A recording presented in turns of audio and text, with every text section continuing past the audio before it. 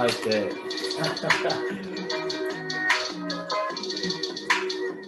Woo! What's good, everybody? Welcome to the Pull-Up Show. My name is BJ Matthews, aka B Jizzle. And this your co-host that does it the most. You already know who it is, Rick Masters, aka at Rick Masters 23 or Mr. Lee on Instagram, Cash App $ BJ Matthews, PayPal at Broderick Masters. Man, y'all already know what time it is. The Pull-Up Basketball Podcast shirts. Y'all already know $35, $40 for the hoodies, the sweaters, red, black, white, man. We even got the tanks where you got the arms out. It's getting kind of warm out here in Texas and all over the nation. So if y'all want to show them guns, fellas, ladies, if you want the arms to relax, go ahead and get you a tank. Hit up me at B Jizzle. Also, we affiliated with YouTube, so you already know if you want to show us some love, just leave a cash tag there in the YouTube comment area. But yo, B Jizzle, we already know we talking about the KDs, man. So let's throw the assist back to you. Like my man said, go to our Cash App as well as our PayPal, man. We shout out to one of our subscribers who just sent a little donation this morning. Cash App, Allen NG, $2 donation, man, for the keep the Clipper winning streak. He's been donating every show for the last 5 shows. He's one of our new subscribers. Also, I want to put something else out there. For people that are donating to our show, we will have something special for everybody once a week.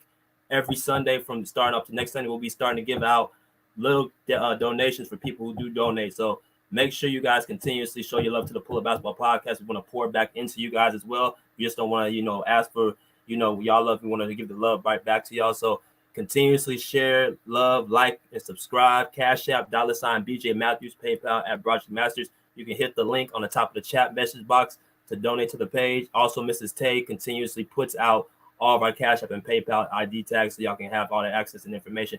But like my boy Rick said, we have a great show for y'all today. Let's get some of these people in here, man. We got, Allen. He said he thinks that Kevin Durant will be back for the playoffs, so they're not done, but they were on the stand, so it's the question. Also, we got Andre, you know what I'm saying? My guy Bubba, he said L host and L co-host. LOL, that's our guy Bubba.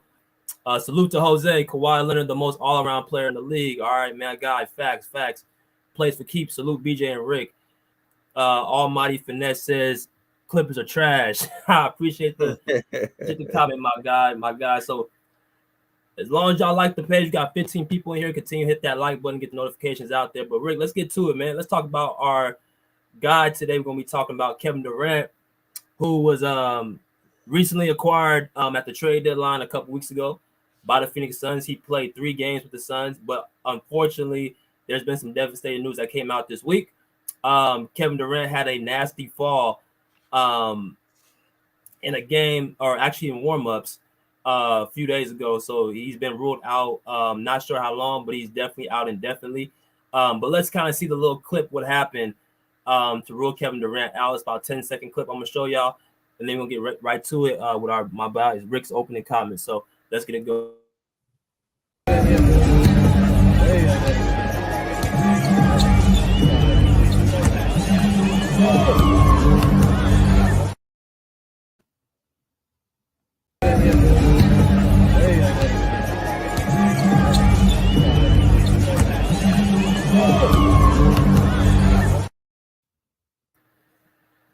All right, y'all saw for yourself. Kevin Durant injured his ankle.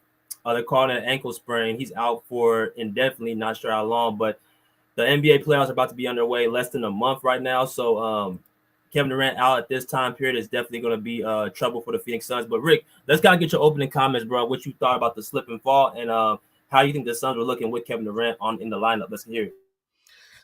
Yo, man, look, that any real basketball player, that happens to us all, man. That it's unfortunate, but that's just a part of life in general. That's a part of the game. There has been, matter of fact, 3 weeks ago, man, literally, I'm not bull crapping, y'all. I was literally going for a rebound, and before I even left the floor, I don't know what happened, just rolled my left ankle, just like KD. I was literally in my mind going for a rebound, ankle just rolled. So it happens, right? This is a certain situation where it happens to the best of us. There's nothing KD really could have did in that situation. He was doing what he normally do, just warming up, going up for a layup, whatever. And as you can see, his left foot went under him. It happens.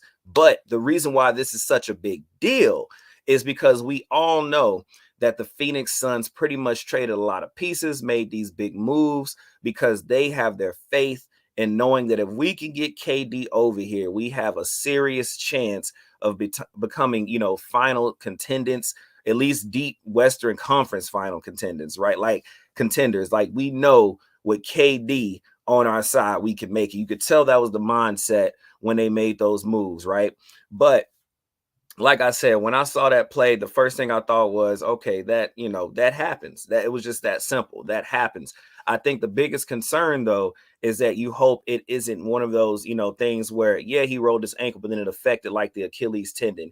Yeah, rolled his ankle, but then it did something to his calf muscle, or even mess with his ACL in some type of way, because he does have a longer bone structure, which means your tendons are more stretched out. Right, there's more friction and tension on those muscle and tendons, and so pretty much, I know he has a MRI coming up, and they're going to check it out. I'm pretty much hoping, just like what happened to me 3 weeks ago, that it's just a simple roll. You just roll your ankle, you feel that little pain, but long as you rest it, stay off it for about a week and a half, that you'll kind of give that blood flow that gets through there. I'm sure in the NBA they have different techniques and different ways to get the blood going through there a lot faster, and to get it warmed up, and just to roll it, stretch it, and then he's back out there in just a week and a half. So hopefully it's something like that.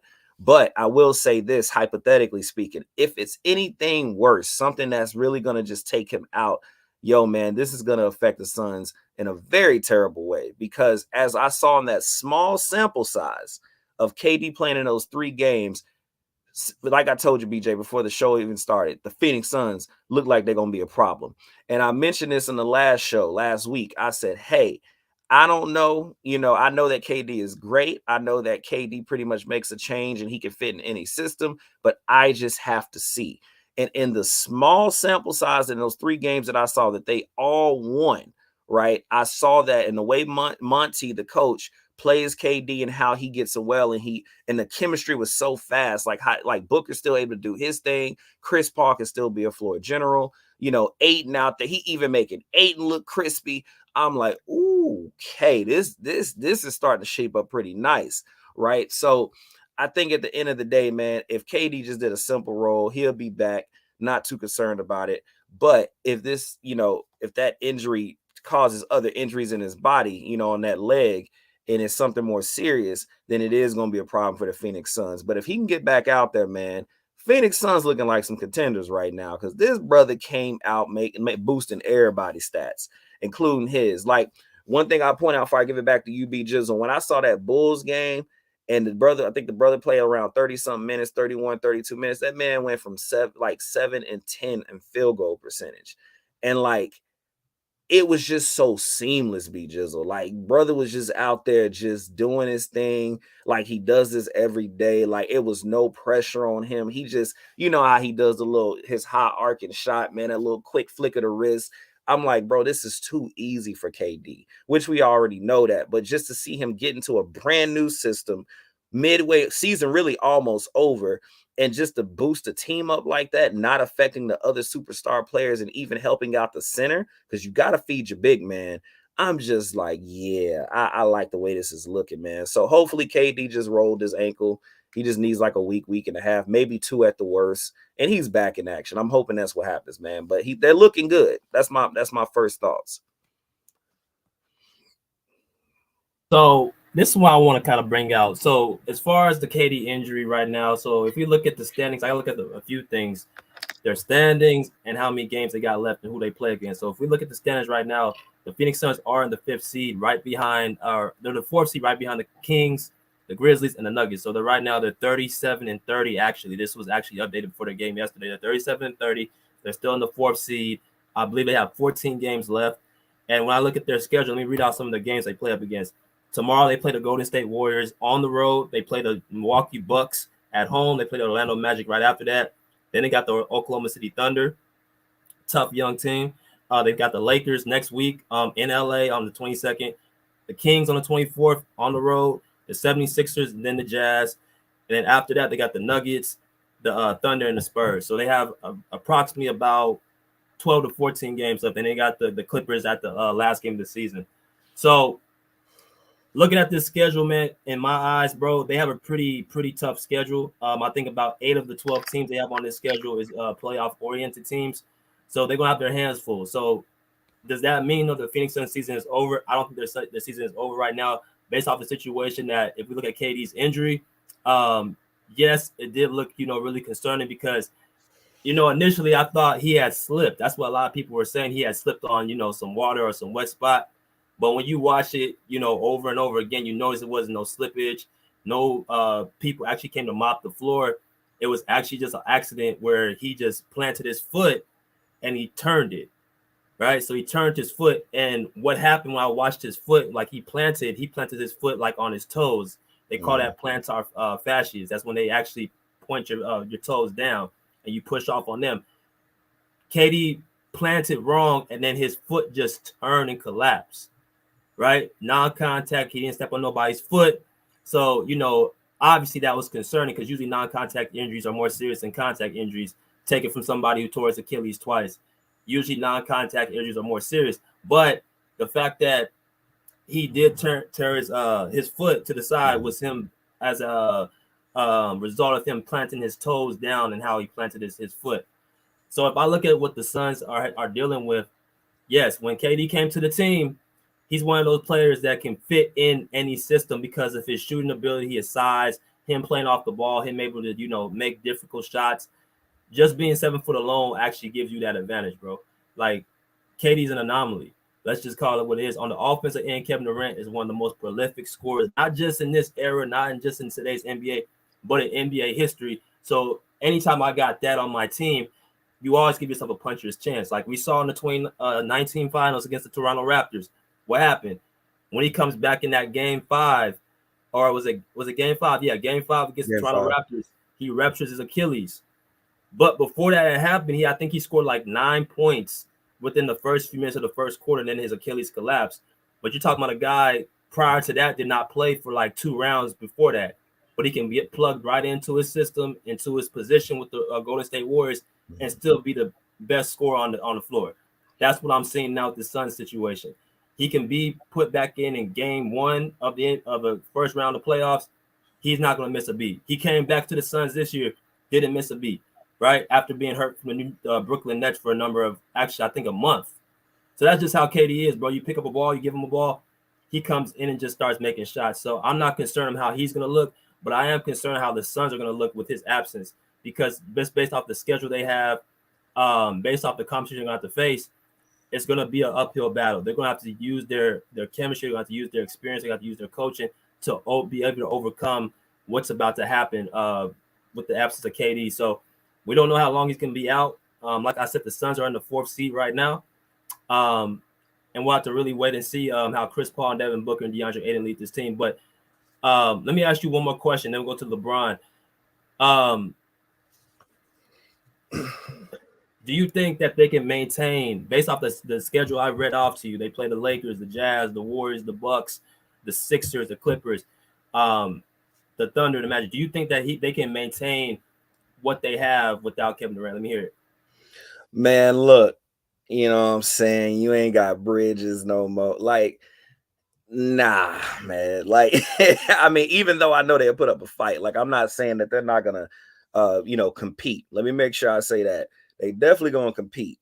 But man, you traded for KD. You traded to basically go for the finals. You traded to make a deep run into the playoffs. Like, that's what KD is there for. So, I mean, let's just say in a hypothetical world, this is more serious. KD doesn't come back. I'm not placing my money on that. But if KD can come back, like I said, regardless if they don't even really do that well in the next coming games that are coming up without KD, if he, and I'm going to say he is going to come back. Cause like I said, it looked like a simple role to me. I just feel like even if they take L's, KD, like you just said, B Jizzle, is the type of player where when he shows up, man, he shows out. I mean, you give him a ball, you said it. It's pretty much like drinking water. Like, this dude is just he was born to play basketball. It's just such a natural thing.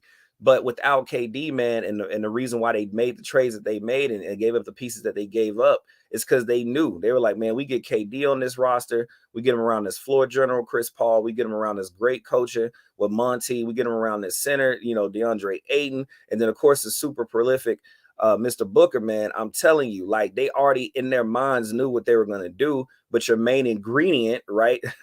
The special ingredient is KD. So without your special ingredient, man, I don't really see them going too far. That's in a hypothetical world if he doesn't come back.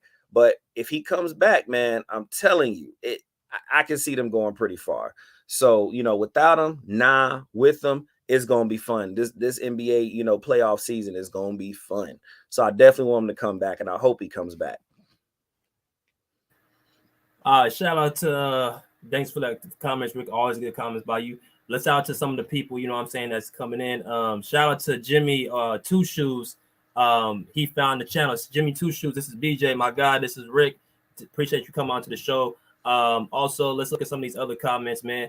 And also, if you guys want to continuously get the likes up, continue to hit that like button as well. It's free. Hit the like button, get notifications out there so we can continuously get the videos and stuff. Let's look at one of the comments by MJ. He said KD coming back in the late first round or early second round. And like I said, we don't know how long he's going to be out for. Herm said they're keeping him out for low management situations. I mean, could be.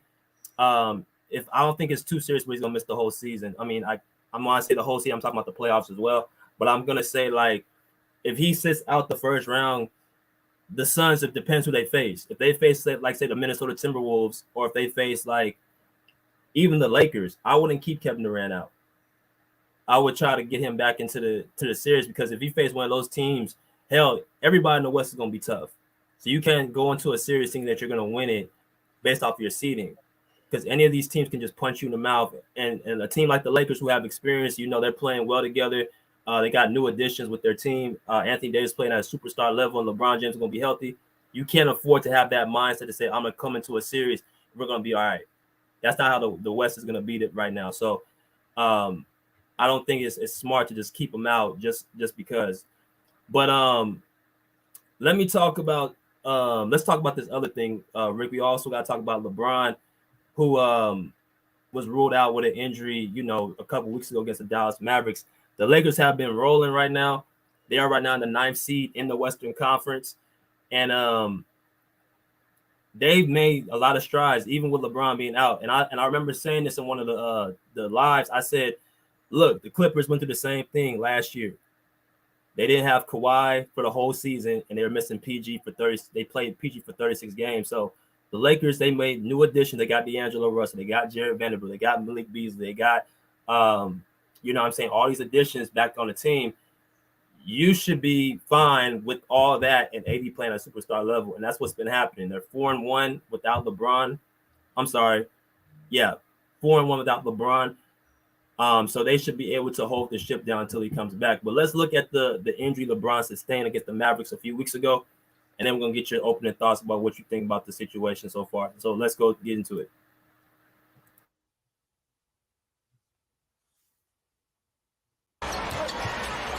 LeBron, nice cut and fake. And that's going to be a foul. And LeBron James is holding his right lower foot area. That's not good news for the Lakers.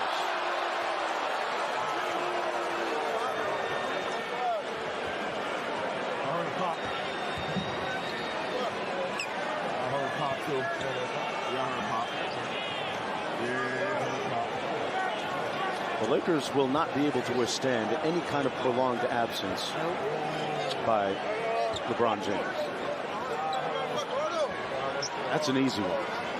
But like I've seen him do so many times, Doris, when he turns his ankle, he'll tie up his shoe and be able to finish the game. Put the cape on. Yeah. For 20 years. Here's another look at it. He back cuts, tries to get Powell off his feet, decides to put it on the deck. It happened on the plant. Oh, he didn't want to put weight on that right foot. Yeah. So he makes the move. There's the plant. Oh, see that ankle? Yeah. Just sort of lean in a little bit. But watch him when he lands. He did not want to come down on that right foot. There was an inadvertent whistle on the play. There was no foul. He's holding that right foot up, so he's not planting on it. We were talking about LeBron James with Darvin Ham prior to the game tonight, and he talked about the incredible way that he maintains his body through the years. And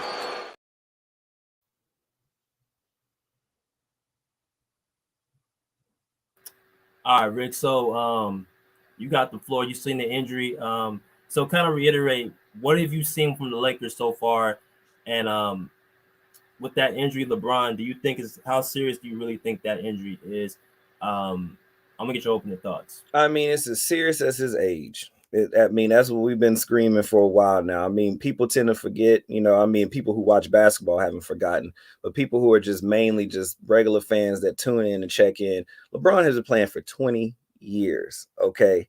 20 years. So shout out to him even finishing out that game. I mean, like I said, I'm not the biggest LeBron fan, but I give my flowers when it's due. The brother played through it. They actually came back. They were actually getting beat in that game. They're getting kind of destroyed there. But then, Davis showing up, playing like he's supposed to play, LeBron being LeBron, when he decides to be Superman instead of Clark Kent, and he playing. And then, of course, what's the brother name was playing good defense that night? Vanderbilt. That brother was snapping too that night. So they actually came back in that game. So big shout outs to that game. The team that they just acquired around LeBron. I mean, obviously, when you got a piece like LeBron, you definitely want to, definitely got to have what he needs to be, at his most powerful, right? Where is my super suit? That's how I treat LeBron. So as long as he got his super suit, which he did, man, he had his pieces around him. They was looking good. But man, that to me, that injury, man, that was just like, I place that more on age, man. The brother people forget he's 250, 260, 6'9". And even though we've been seeing him doing that for years, I mean, the mileage on that body, and I know he takes care of his body, but Father Time is undefeated. At the end of the day, I don't care how well you take care of yourself. The NBA is a young man's game. All right. Like that all that running, cutting, jumping. And then you got to think, when I look at that play, it's not even like he was going up to boom on somebody. It was just a simple, plant, go up, try to shoot a little right-handed floater / jumper off that little kiss the glass, like something smooth. And then he just falls gracefully, man. Like it kind of reminds me back. I don't know if that was a 17 or 16 season where Kobe just made the jab step and then he just fell to the floor. It's like, that's age, man. That's that wear and tear on that body. All those years, all those minutes, it's gonna keep up with you. And then, of course, when you watch other, analysts and people who do the show, like for one, I call out like with Skip and Shannon Sharp. It's like they were going back and forth, but in my mind, the whole time, I'm like, bro, this is just 20 years. That, to me, in my opinion, this is just 20 years of just, going deep into the playoffs, going to almost every finals of your career, just going in. Like, it's going to catch up. I don't care how strong, how much you work on your body. Obviously, it helped him become the greatest, scorer and breaking that history because of all his hard work. But at the end of the day, man, it's going to be a time where a simple jab step, a simple kiss off the glass, a simple jump shot, and before you know it, you're on the ground talking about something popped. Yeah, it's 20 years. That's why it popped. You know what I mean? It's just nothing you can do about that, man. Your body is just wearing down. And then we all know who've been watching LeBron James for 2 decades. Let me make sure I keep emphasizing that. For 2 decades, man, just going deep into the playoffs. I mean, granted, in the last few years, he didn't make the playoffs or whatnot, or he got injured, hurting his, I think it was, I don't know if it was his hamstring or something he hurt before. But either way, it's like, man, that's just age. The man plays above the rim. He's not one of those people where he just stays on the floor and do sky hooks like the dude he just beat and it came to all-time points with Kareem Abdul-Jabbar. This dude is still playing off-the-ground basketball in his later years. And so definitely want to give him a huge shout out to that. But outside of that, the way I look at that one, BJ, unlike KD, where it's just a simple, you just rolled your ankle. To me, that was just age. Like those bones, 20 years in the game, them tendons, 20 years in the game, rigorous, bouncing off of people, body contact, planting your foot. jumping 260 pounds into the air, stretching out. All that is going to catch up to you, man. So that's how I feel about that. But again, mentally, we saw that he played and finished that game. And I think that the Lakers do have a pretty decent team now, but you still need LeBron. You still going to need LeBron if you got any chance of even going to the finals and possibly winning it. You still going to need your main recipe and ingredient. So KD and LeBron are the biggest, ingredient pieces to their teams. But when it comes to LeBron, man, if he's out, man, I just don't see the Lakers making it. But if he's in, there is a fair argument to say that they can go pretty far. You know what I'm saying? Man, great points by you, my guy. Let's go through some of these comments. We got Mike in the building. What's up, my guy? What's good, Mike? Appreciate you coming on to the show. Make sure for the new people that's coming in here, get those likes up as well. Mrs. Tay continuously puts those comments out for y'all to continuously keep y'all updated. Also, if you guys have not already, we have a subscriber by the name of Coach Duke Sports TV. He supports football and basketball teams. I've seen some of his work on his page. Please go support that man and go, check out his page and like and subscribe. You know what I'm saying? Good content. We always out here for y'all. Also got Mrs. Turn the Page. We always salute all of our female subscribers. She said LBJ has purposely bulked up the past 2 seasons. That doesn't help injury rise. I definitely agree with that premise, Mrs. Turn the Page. But let's kind of get a little bit more deeper into it. Also, the Cash App $ BJ Matthews PayPal at Project Masters is in the pinned comment on top if you guys like to show your love. We already got a couple donations today, so definitely continue support. We definitely appreciate y'all. Bubba said, I heard it pop. So if we go back to the situation with LeBron James, man, listen, I saw this on a video myself, it's kind of weird. It's a difference between saying I heard a pop and saying I felt a pop. It's a difference. So I'm going to give y'all an example. I've said it earlier in the show, I tore my Achilles 2 different times. I tore my left one my first year in college, my freshman year. I tore my right one my 3rd year of professional basketball, which was about 2 seasons ago, right? So I've had 2 instances, very rare. I've tore both of my Achilles. The first time I tore it, I didn't know what happened. I just felt a pop from behind. Somebody had kicked me or shot me in the back of the leg. The second time I knew exactly what happened. So I didn't have to hear a pop for it to know that it was tore. So when you can hear people say they heard a pop, I don't think that's as serious as somebody says they felt a pop. And I think I say that to say this. LeBron feeling a pop and actually hearing a pop is 2 different things. And I think it's more optimistic to say like he finished the game off. And that actually, showed that there was no real serious damage to that ligament. It was just soft tissue. There was, no tear in the Achilles, because if it was a torn Achilles, then he wouldn't be able to finish the game off, no matter how much he tried. He finished the rest of the game. He played at a pretty good level. People say it was an adrenaline, but still, for you to even finish the game, so there's some good signs to it. Probably went home and, felt, pain in that ankle that same night, swelled up most likely. But there's optimistic with LeBron's injury because they're saying he's out indefinitely, and there's a chance he can still come back. So it's not the season for the Lakers is not over by any means. As a matter of fact, what this stretch has done show me is that they've been able to maintain and hold the ship down since LeBron's been out, and that's a good thing. AD, we're starting to see how great he really could be. We've seen this on 2 different stretches. Earlier in the season when LeBron was out, I think the Lakers went 5-1 without LeBron. Well, they're doing the same thing without LeBron this time. And they got some reinforcements. They got defense. They got shooting. They got a playmaker in D'Angelo Russell, a good point guard. You know what I'm saying? So they have a well-rounded team. When I look at them in the playoffs, I'm like, well, damn, they can be making some noise if a first seed or a second seed has to face them. Like, let's say the Nuggets have to face the Lakers in the first round. I feel the Lakers could beat the Nuggets. I'm looking straight into the camera. I'm telling y'all right now, I feel the Los Angeles Lakers, everyone healthy, can beat the Nuggets because they have somebody to notify. What do I say about the Nuggets all the time? You got to have somebody to notify Jokic. Nikola Jokic is the key. He's the head of the snake. If you're able to battle somebody with him, like an Anthony Davis, you taking care of half of your problems. Actually, probably the majority of your problems. Then you got to worry about Jamal Murray. You got to worry about Michael Porter Jr. and the other pieces. But the Lakers have more. They have a lot more depth than what they did have. So it's going to come down to matchups as far as these teams like the Lakers, like the Nuggets, like the Kings, like the Clippers, like the you know, the Suns. It's gonna come down to who they face. There's teams that can beat other teams no matter what their seed is. I don't care if the Lakers are the 8th seed. I think they can beat the Nuggets in a 7-game series, right? So that's why I feel like is a good instances. But as far as the injury goes, I think that LeBron James will most likely be back for the playoffs, even if not more than a few games before that. The Lakers are in the 9th seed right now, so they are in the play-in situation, meaning that they got to win 2 games to win in the playoff to get to the playoffs. So they're not automatically out the situation. But Rick, I'm gonna let you respond to that. What you got?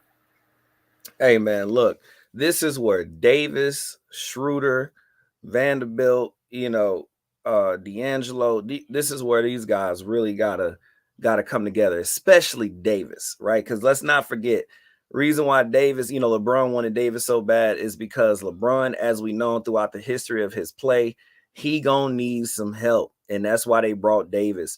So Davis, he has the capability when his timing belt system is not torn. When he has that, when he's going, he is a problem. Davis has always been good, but kind of like a KD situation, we always worry about them injuries. Not the timing belt. Yo, B Jizzle put the picture up. It's Kia manufactured. We're gonna need a Mercedes-Benz Kia timing belt. That LeBron out right now. He gonna need a Mercedes type. We're gonna need him to have a strong one. But yes, AD really gonna have to show up and show out, man. And I just feel that with LeBron being out right now is really gonna show what the value of AD. This is AD's time to shine right now. Like AD really gonna have to show us, when LeBron's hurt, when your main person is down, hey, can you weather the storm? Can you keep them intact until the main ingredient comes back? Because at the end of the day, that's pretty much what I really feel, and some people may agree or disagree, but I really feel that's what AD there is for. It's like, look, LeBron is going to leave eventually. We know now that he broke the record, we know his next plan is pretty much to play with his son. So at the end of the day, it's like they're getting AD because they want him to be the new superstar of the Los Angeles Lakers. And this is a perfect, show right now to see what he can do, to show his true value and the true grit of if he can lead your team, by himself, right? I think this is a perfect time for him.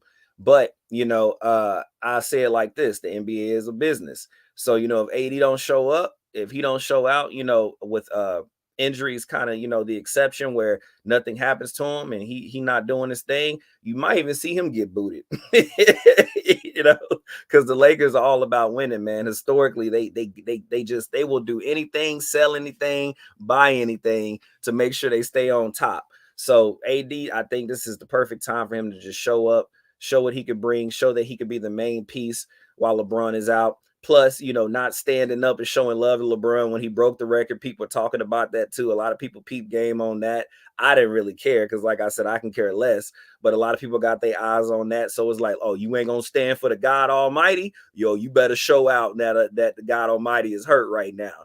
So it's like, so I feel like AD got a little pressure on him. But I feel like if he really brings it, man, and he does this thing like I know he can, then, hey, I think he'll be safe. But outside of that, we're gonna need AD to really play with D'Angelo, with Vanderbilt, with the rest of those guys. Schroeder, let's bring it all together, play some good team basketball now that AD is the main piece right now. But hey, if AD don't show up, LeBron don't come back, that's all I got to say. Oh man, good sentiments, my guy. Before we let's go through some of these comments. Stephen PR Torres, I don't think I've seen you before. I think you're a new subscriber. If you guys have not subscribed, all our new people, subscribe. Also share the video with your friends and also NBA heads. Also like the video. We have over 45 people in here. We should have over about 40 likes right now. So if you have not liked the page, please go and like the page. It's not, it's nothing but free. Go and hit that like button. But Stephen PR Torres, he said Lakers win tonight, they slide into the AFC. Yes, and he also said that the Lakers can beat any team out west. They are deep. I agree with that to an extent. There's one team I feel like they just have their number. That's the Clippers.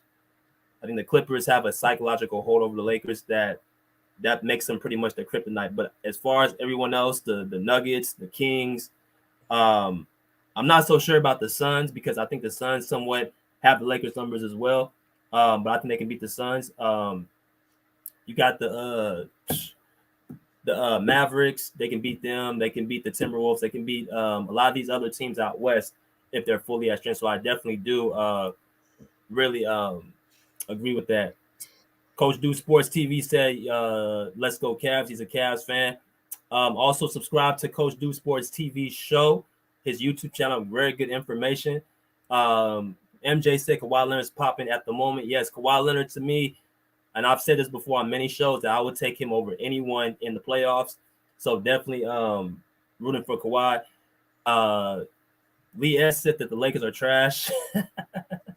Not a Laker they fan. trash right now. So, definitely respond to all the comments. Definitely respect to all y'all, man. We're going to let some people in. If you guys have anything y'all want to, talk about, want to cook on, the Kevin Durant situation, LeBron James, the Lakers, the Suns. We're talking about those two things today. So if you guys have any comments, come and join the podcast and give y'all sentiments, man. Hopefully it doesn't get too full up in here. Turn the page said Westbrook passed Isaiah Thomas as the 9th on all-time assists. Why no? All right, well, let's talk about it. Congrats to Westbrook, first off. Me personally, I never had an issue with Westbrook. I always actually like his intensity. I like the way he plays. I mean, granted, I always felt he was more of a shooting guard / like small forward, even though his career, they usually have him as a point guard. But, I've personally always liked Westbrook. Even when he went to the Lakers, when people tried to crap on him, I'm like, Westbrook been playing how he always been playing. So I never really, when it comes to Westbrook with me personally, I just never really had a bad feel for him. I just think that, anytime you play with LeBron James, you're going to be the scapegoat. You're going to be the reason why he didn't make it far. And if he wins, he's going to be the reason why you won. So I just think that when you play with a guy like LeBron, you're going to get all the bull crap. So and I like the fact that Westbrook isn't there because me personally, even though he can't shoot, that is true. He really can't shoot that well. I just felt like Westbrook has never really changed his game. He's always been a high octane, take it like fast pace setter type of player. And I always liked his game. But at the end of the day, congrats to Mr. Westbrook. I'm glad that he's moving up the charts. The brother is a good man, good father, all that good stuff. Just like how they would do LeBron, I make sure I do the same for him. And he's definitely that guy, man. Like I love Westbrook personally, but I'm just glad that he's out of even though they still talk about him. I do notice that he's not even with the Lakers no more, and they still like make little jokes and cracks on him. But at the end of the day, man, I really appreciate Westbrook. So I think him making that achievement, that's big ups to him, man. And hopefully he stays healthy. He can keep moving up the ladder, man. Yeah, I definitely agree. And all the points that you made, Rick, I was going to actually talk about that tonight on LA Clipper Talk. For all the new people coming into the Pull Up Basketball Podcast, we have the Pull Up Basketball Podcast with me and Rick every single Sunday morning, right? From 8:45 to 10:45 Pacific Standard Time. And I also have my own show over on Ticket TV Media. I will put that actually in the pinned comments so y'all can follow that as well. I have those shows every Saturday and Sunday, 12:30 p.m. Pacific Standard Time. And also LA Clipper Talk. I'll be doing those after every single game that the Clippers have to, keep all the Clipper fans updated. But I was going to talk about Westbrook all tonight when we talk about, him passing the 9th time all assist. So definitely appreciate the comment, Mrs. Turn the Page. But we got one of our, regulars, one of our guys, Bruce. What's good, my guy? My guy. What's up? What's up, Rick, BJ? How you guys doing? Doing good, brother. How about yourself? I lost 1 hour of sleep, so I'm trying to be good, but I'm good. Yes, sir. What you got on?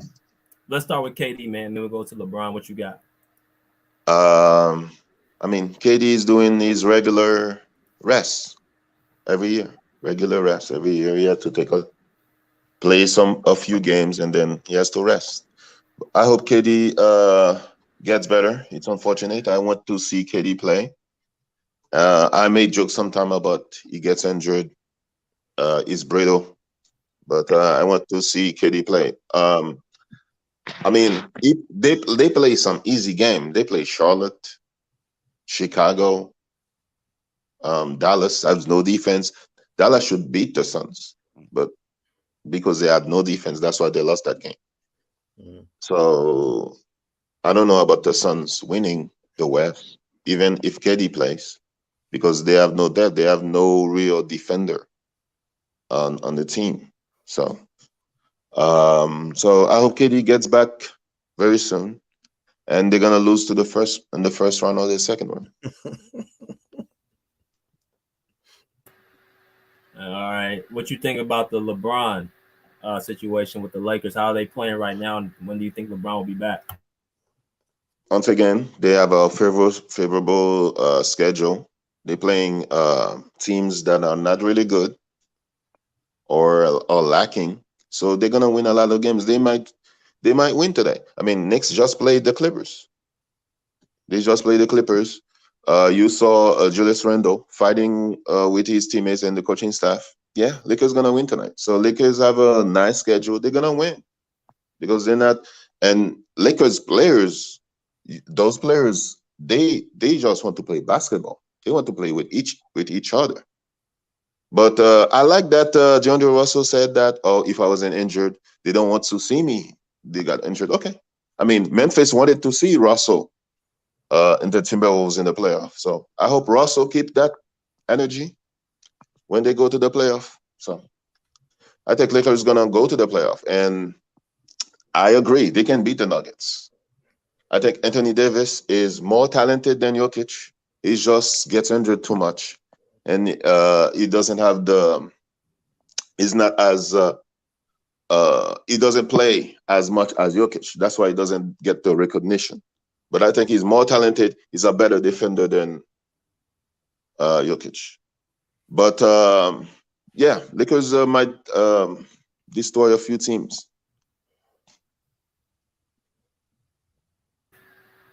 Right on, Bruce. Appreciate always good content, my man, Bruce. Also, Stephen P.R. Torres, he said, I need all the links from the podcast.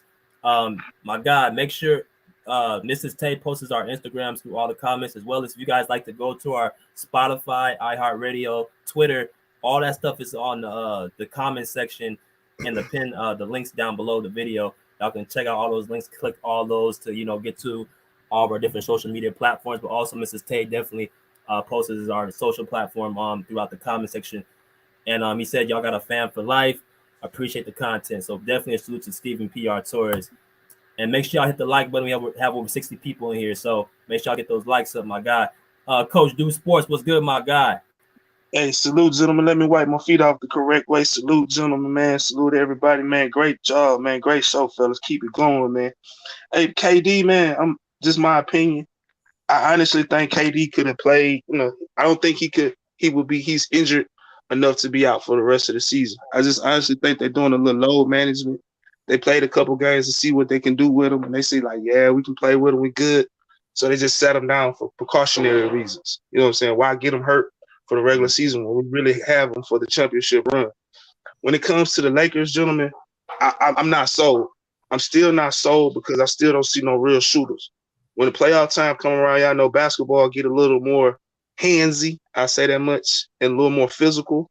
Yeah. So I will be able to pack the paint more and make them shoot jumpers. And I still, even with the trades that they have, I still don't see no real bona fide shooter. All LeBron teams that he has really won with, he has always had at least one good shooter. So I'm saying, like a real deal, hey, I know I can count on him. Right now, I still don't see that. I understand what y'all saying about the Denver Nuggets because I'm still not sold on Denver. They soft, especially when it comes to playoffs. But I honestly think 7 games, they'll beat the Lakers because of health. Somebody's going to get hurt on that Lakers team. That's just my opinion on that one. So let me ask you this question. Also, if you guys have just came in, go and follow our guy, Coach Do Sports TV, that just was speaking right now. He has his own YouTube page, follows basketball and football. Great content over there, man. Continue to follow his page and check him out. Like, share, subscribe to his page as well. But I want to piggyback off that. So you don't see anybody on the Lakers who can really shoot. So what do you feel about Malik Beasley? To me, is just honestly, as a show, he's more of a streaky guy. If that makes any sense. See what I'm saying? Because to me, his whole career, he might give you 1 or 2 games where you're like, yeah, I see why he getting a nice little check. Then he disappears so much. that's the reason why I just don't have no faith in that. And then excuse me, I honestly think if they would have kept that one kid that they shipped off to Sacramento, Malik Monk. I like Malik. I would have kept Malik Monk instead of bringing in Beasley. But I understand the politics. I understand the monies also. But I just don't. I don't. For me, man, I just don't have confidence in him being a real bona fide shooter like LeBron need. Like I said, if you go back to all the teams, even with the Cavs, with Miami, all that, he had that shooter. That one guy that, hey, you put him in that corner, I'm bona fide. Like, like how Jordan had back in the day, with Kerr and all that. And Kukoc and all that. What's the 3-point percentage of Austin Reeves? Austin Reeves, I'm gonna pull it up. But Austin probably Reeves, mid-30s probably. Austin Reeves is a baller, man.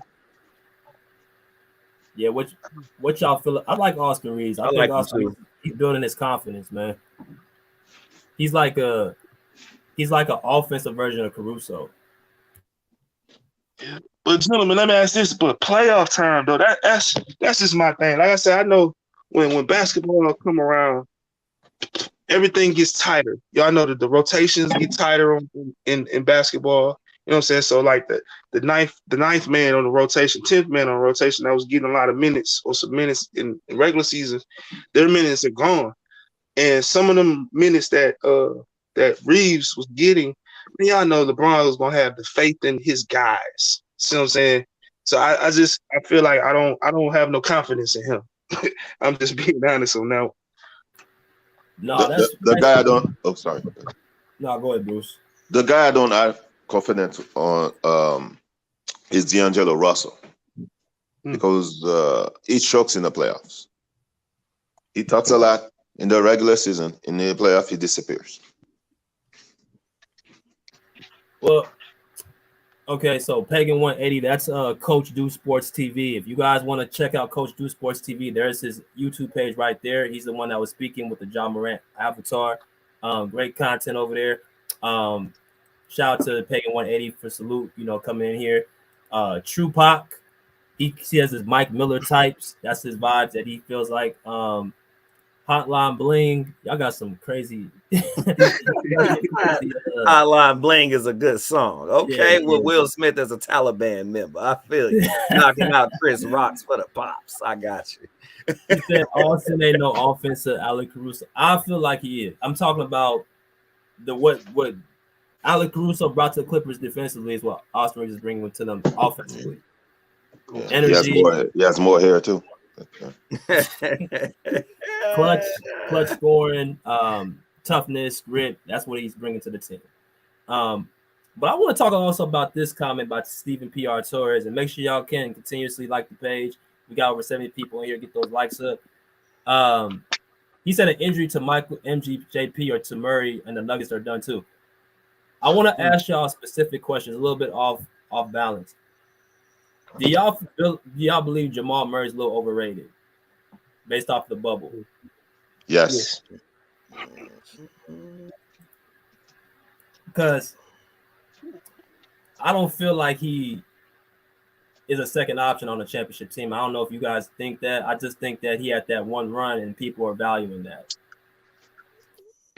He's a great third option. He's a good third. Will transform.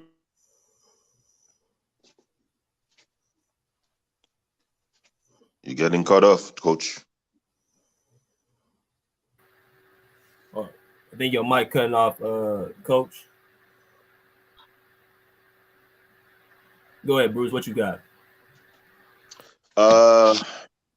There's a lot of players who got great contracts, reputation because of the bubble. And Michael Porter Jr. he's always hurt, and Jamal Murray he hasn't done really anything for me to be relied on. So this year they have the number 1 seed. They have no excuse.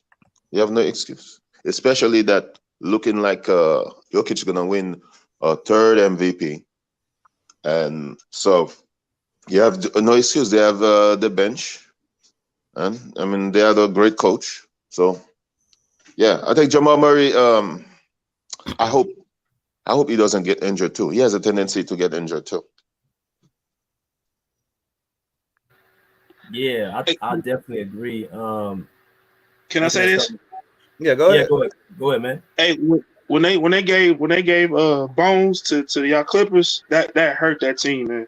That really did hurt the Nuggets. I don't know why they did that, but even with how Murray goes down, just look at last year when Murray went down, they relied on Bones, and Bones really stepped up for them. You see what I'm saying? He really grew into his role. And that's why I feel like, sometimes when these teams be trying to make moves to better themselves for playoffs and etc. Excuse me. I honestly think that they hurt themselves also.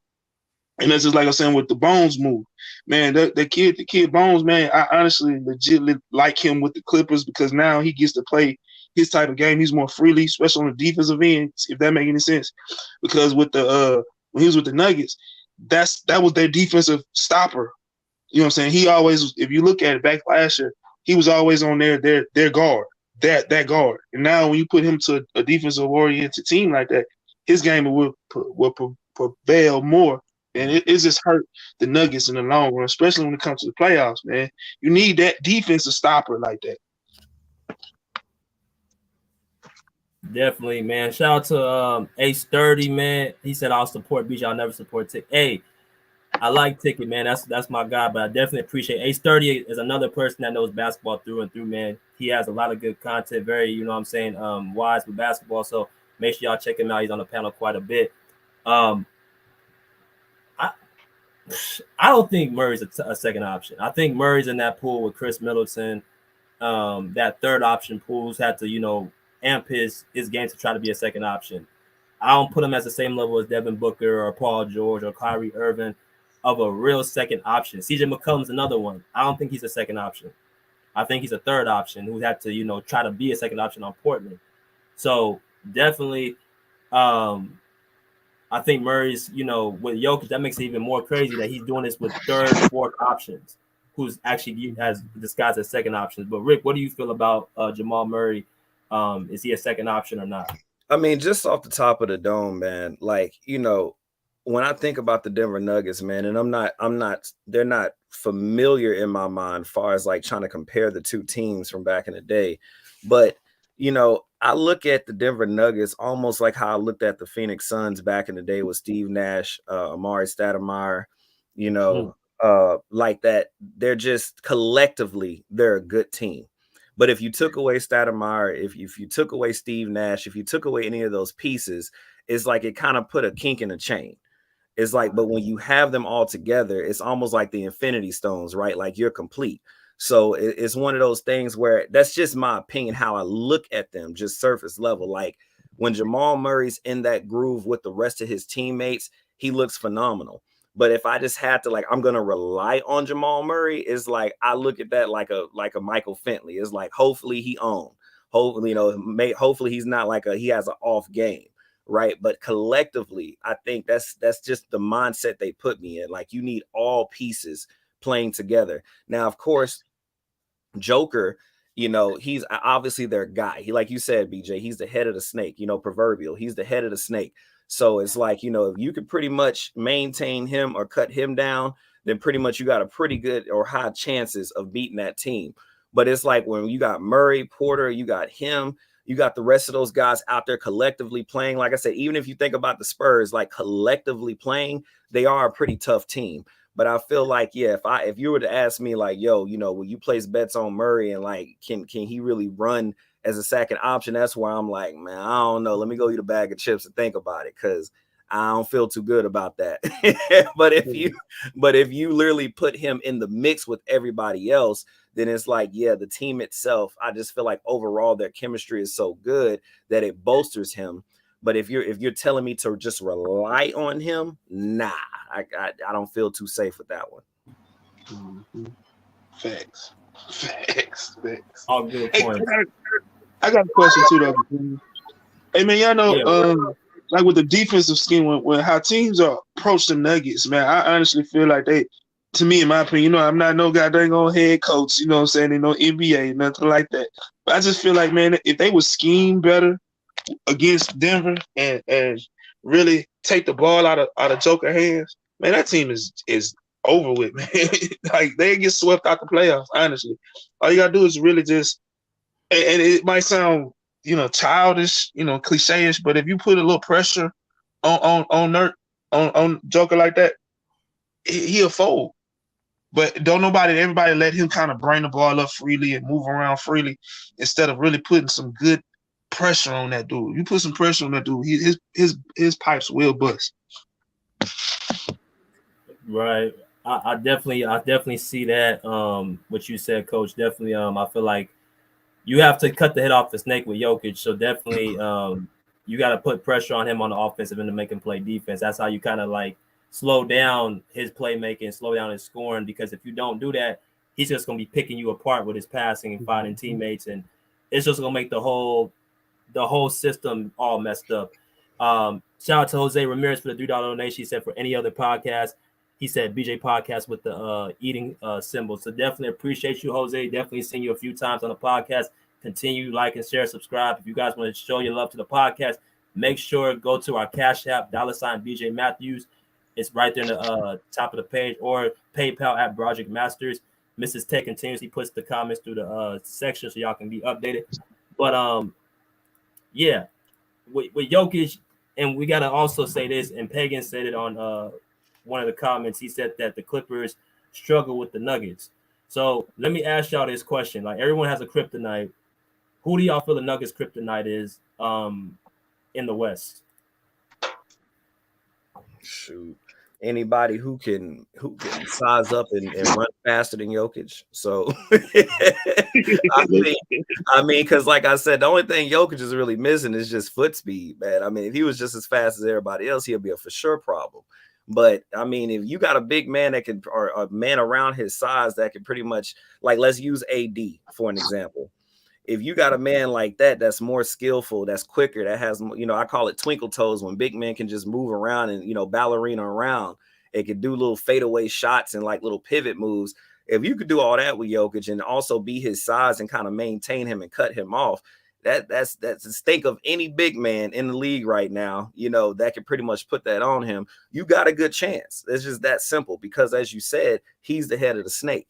So if you focused on, Jokic, and you got a player on the oppositional team that can pretty much maintain him and give him headaches, you got a good chance of beating the Denver Nuggets in general.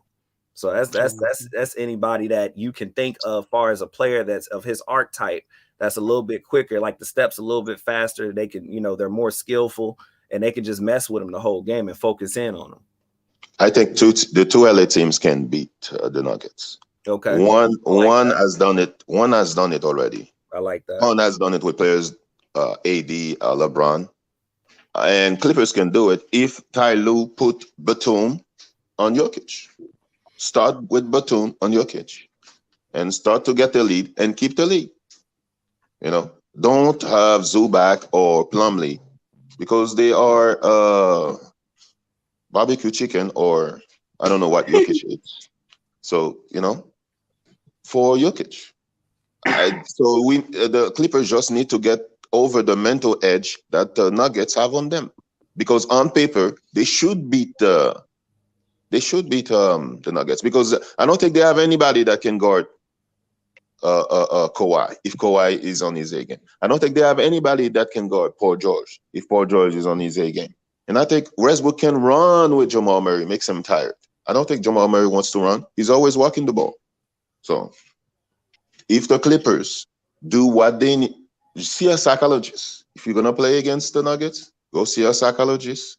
Go do some yoga, and put a spray for Ty Lue to put Batum on Jokic.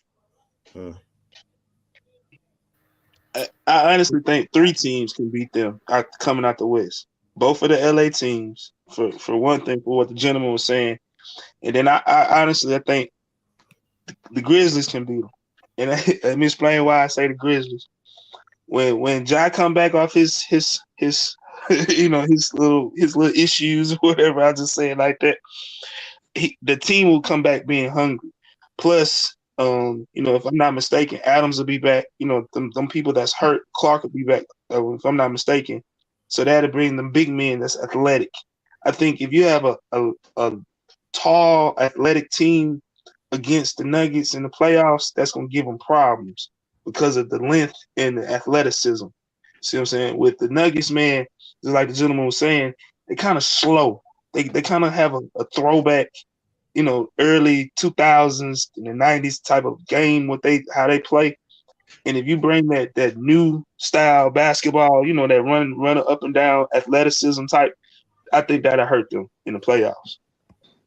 They're gonna let Ja return to the scene of the crime in Vegas. Yeah, he coming back. Man, that was Coach Do Sports TV, man. If you guys want to subscribe to his page, the one that was just speaking, that was just him talking good content, basketball and football with people that come in. We have over 80 people into the video right now. We have 33 likes, so we need to get those likes up, man. Continue to hit that like button. Definitely appreciate y'all. But I want to go back to a couple of questions in the comment section. Tune In Sports, our guy's a Cavs fan who said, y'all think the Lakers can beat the Nuggets in their first round matchup? Yes, I do. Because they have the nullified Jokic with Anthony Davis, and I feel like LeBron James, that's going to take the pressure off of LeBron, who can just be the second option on the Lakers. You guys just think about that. LeBron James, a second option on a team, like what that really means for everyone else. So I definitely think that him being having AD in that series is going to help. I think they have a better, more depth than what they had in the past. So I definitely think they can beat the Nuggets in the second round. Ace 30 said the Nuggets, Crypto is the Warriors and the Lakers. I think the Warriors can beat them, but they got to get their defense back. They got to get GP and Andrew Wiggins back. And right now they can't win on the road. They're 7-25 or 7-26 on the road right now. So they're not performing right now on the road. So they got to fix that if they're going to have any type of noise in the playoffs. I will also be talking about the Warriors on the next show on Ticket TV Media at 12:30 p.m. Pacific Standard Time. Will they be a play-in team? I'll be talking about them as well. Clippers have no chance against the Nuggets. Here's the thing about the Clippers. What I've been seeing prior Westbrook trade and after Westbrook trade is a different team when they face the Nuggets. I think Westbrook will be the key for them to beat the Nuggets. If I watched them, the last game they faced the Nuggets, they lost by, I think, single digits.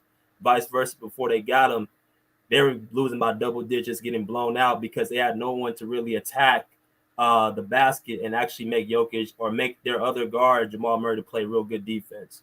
Like I told y'all, Jamal Murray to me is not a second option. I think he's a little overvalued for what he did in the bubble, but I don't think Jamal Murray is that elite point guard. He's not a top 5 point guard in the league, in my opinion. So I think he can be nullified. And I think the difference from what I've seen with Westbrook on the team prior to now, right now, I think they're a better team. They just got to get more chemistry. They have to get more chemistry on that team. And I think I'm with Bruce. I think they got to put somebody like Nicholas Batum on Nikola Jokic. I've seen it last year when I saw Batum guarding Jokic. He did have some stretches where he did make it kind of tough for him, denying him in the post, fronting him in the post, making him work on the offensive end. So I do think that the Nuggets, I think Ty Lue, up to him if they can beat the Clippers. And I think it's up to Paul George and Kawhi to be the two best players on the court. It's going to be ultimately up to them. If they're not the two best players on the court, they're not going to win that series. So all those factors and key ingredients are going to definitely concur if the Clippers want to win that series. So that's what I want to say about that. And put Marcus Morris under the bench. Hey, I got a question. Hey, when LeBron come back, and when playoff time, when they're gonna make the playoffs, with politics and stuff gonna kick into play too. But I got a question, man. How y'all think D'Lo game will be when LeBron get back on the court? That's gonna be tough. Yeah, that's a good point right there. Spot up shooting. Yeah, so that's bad for him if he's a spot up shooter. I mean, I think if they allow D'Lo to just play, because he's a real shifty player. Like he reminds me of them guys that be like when you at the rec, where it's like if you don't pay attention to them, they just somehow got the ball in their hand and they getting these shots, and you trying to figure out how in the hell is this guy getting open. So if they don't, I feel like if oppositional teams don't focus on him, he'll get some creepy points on you. if you're not careful, and some like shifty steals. Like, he's one of them guys to me. But if they, respect his game and they keep an eye on him, then I think you could it's almost like you got your eyes on the big boss, but you got to watch the little mini pieces, right? Like, he's one of those mini pieces to me. So if you're not paying attention to him, he'll be hitting you and you're like, damn, like, hold on, we got the big dog, but like, where are these 20 points coming from? And he just nabbing at the bottom. Like, he's a very shifty player to me, man. So oppositional wise, if I'm the coach, if I'm the other team, I'm just keeping an eye on him as well, just to make sure we're not just letting him do what he wants to do. If they are in the playoff, I let them wide open. Leave him wide open, Bruce? Yep. Okay. So you're not big on D'Lo, Bruce? Nope. Bruce said nope. Last year in the playoff, he's one of the reasons why Timberwolves lost leads. Keep shooting bricks. You know how many houses he built for low? Yeah. Bruce said, I ain't got no faith. But Bruce, you didn't see D'Lo, what he did to the Clippers in the play-in last year. He was big. Yeah, because the Clippers was missing players. So, I mean, he won the play-in championship, but he wasn't even the MVP. Beverly was the MVP. So, well, so they replaced D'Lo with Conley. So they have no faith in D'Lo. Why they let Conley, who barely can move, always injured, for they let D'Lo go for Conley? I think that was more locker room. I thought D'Lo was Cat best friend. I think they was looking more so just trying to find a way to free Anthony Edwards up, because that Minnesota team is interesting too. Because, shout out to Mrs. Veronica K. Patton from Chi-Town, the PayPal $5 donation, man. Definitely appreciate the love y'all been giving us, man. PayPal, Cash App is all on the top of the chat box. You know what I'm saying? Cash App, $ BJ Matthews, PayPal at Project Masters. If you guys would like to, donate or send y'all love to the podcast, Mrs. Tay constantly puts the comments into the comment section. But back to what I was saying. I think the Timberwolves, their whole thing is trying to figure out, is it going to be Anthony Edwards' team or is it going to be Karl Anthony Towns' team? And I've seen they had a bunch of solid, okay players on the team last year, but they got to get to a point now is who's going to be the head honcho, who's going to be the secondary player, and how are we going to build around this dynamic duo? Are they going to put Anthony Edwards as a sole star and get rid of Cat? Are they going to, have Ant and Cat be a co-team, like a co-duo?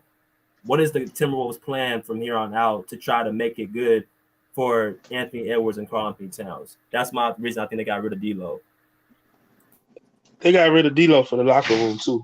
It's because that trade was a bad trade when they brought Rudy in, and they finally saw the writing on the walls. So in order to help the team for the long haul, when it comes to Ant-Man, when it comes to Cat, they had to get rid of D'Lo. And if you look at with Rudy, he needed that point guard that he was comfortable with also. See what I'm saying? And that's why they brought in Mike Conley also. And I'm just looking at the locker room, because the locker room was starting to have, with reports coming out that the locker room's kind of butting heads, and D'Lo and Rudy kind of didn't get along and all this and all that, and their games didn't mesh.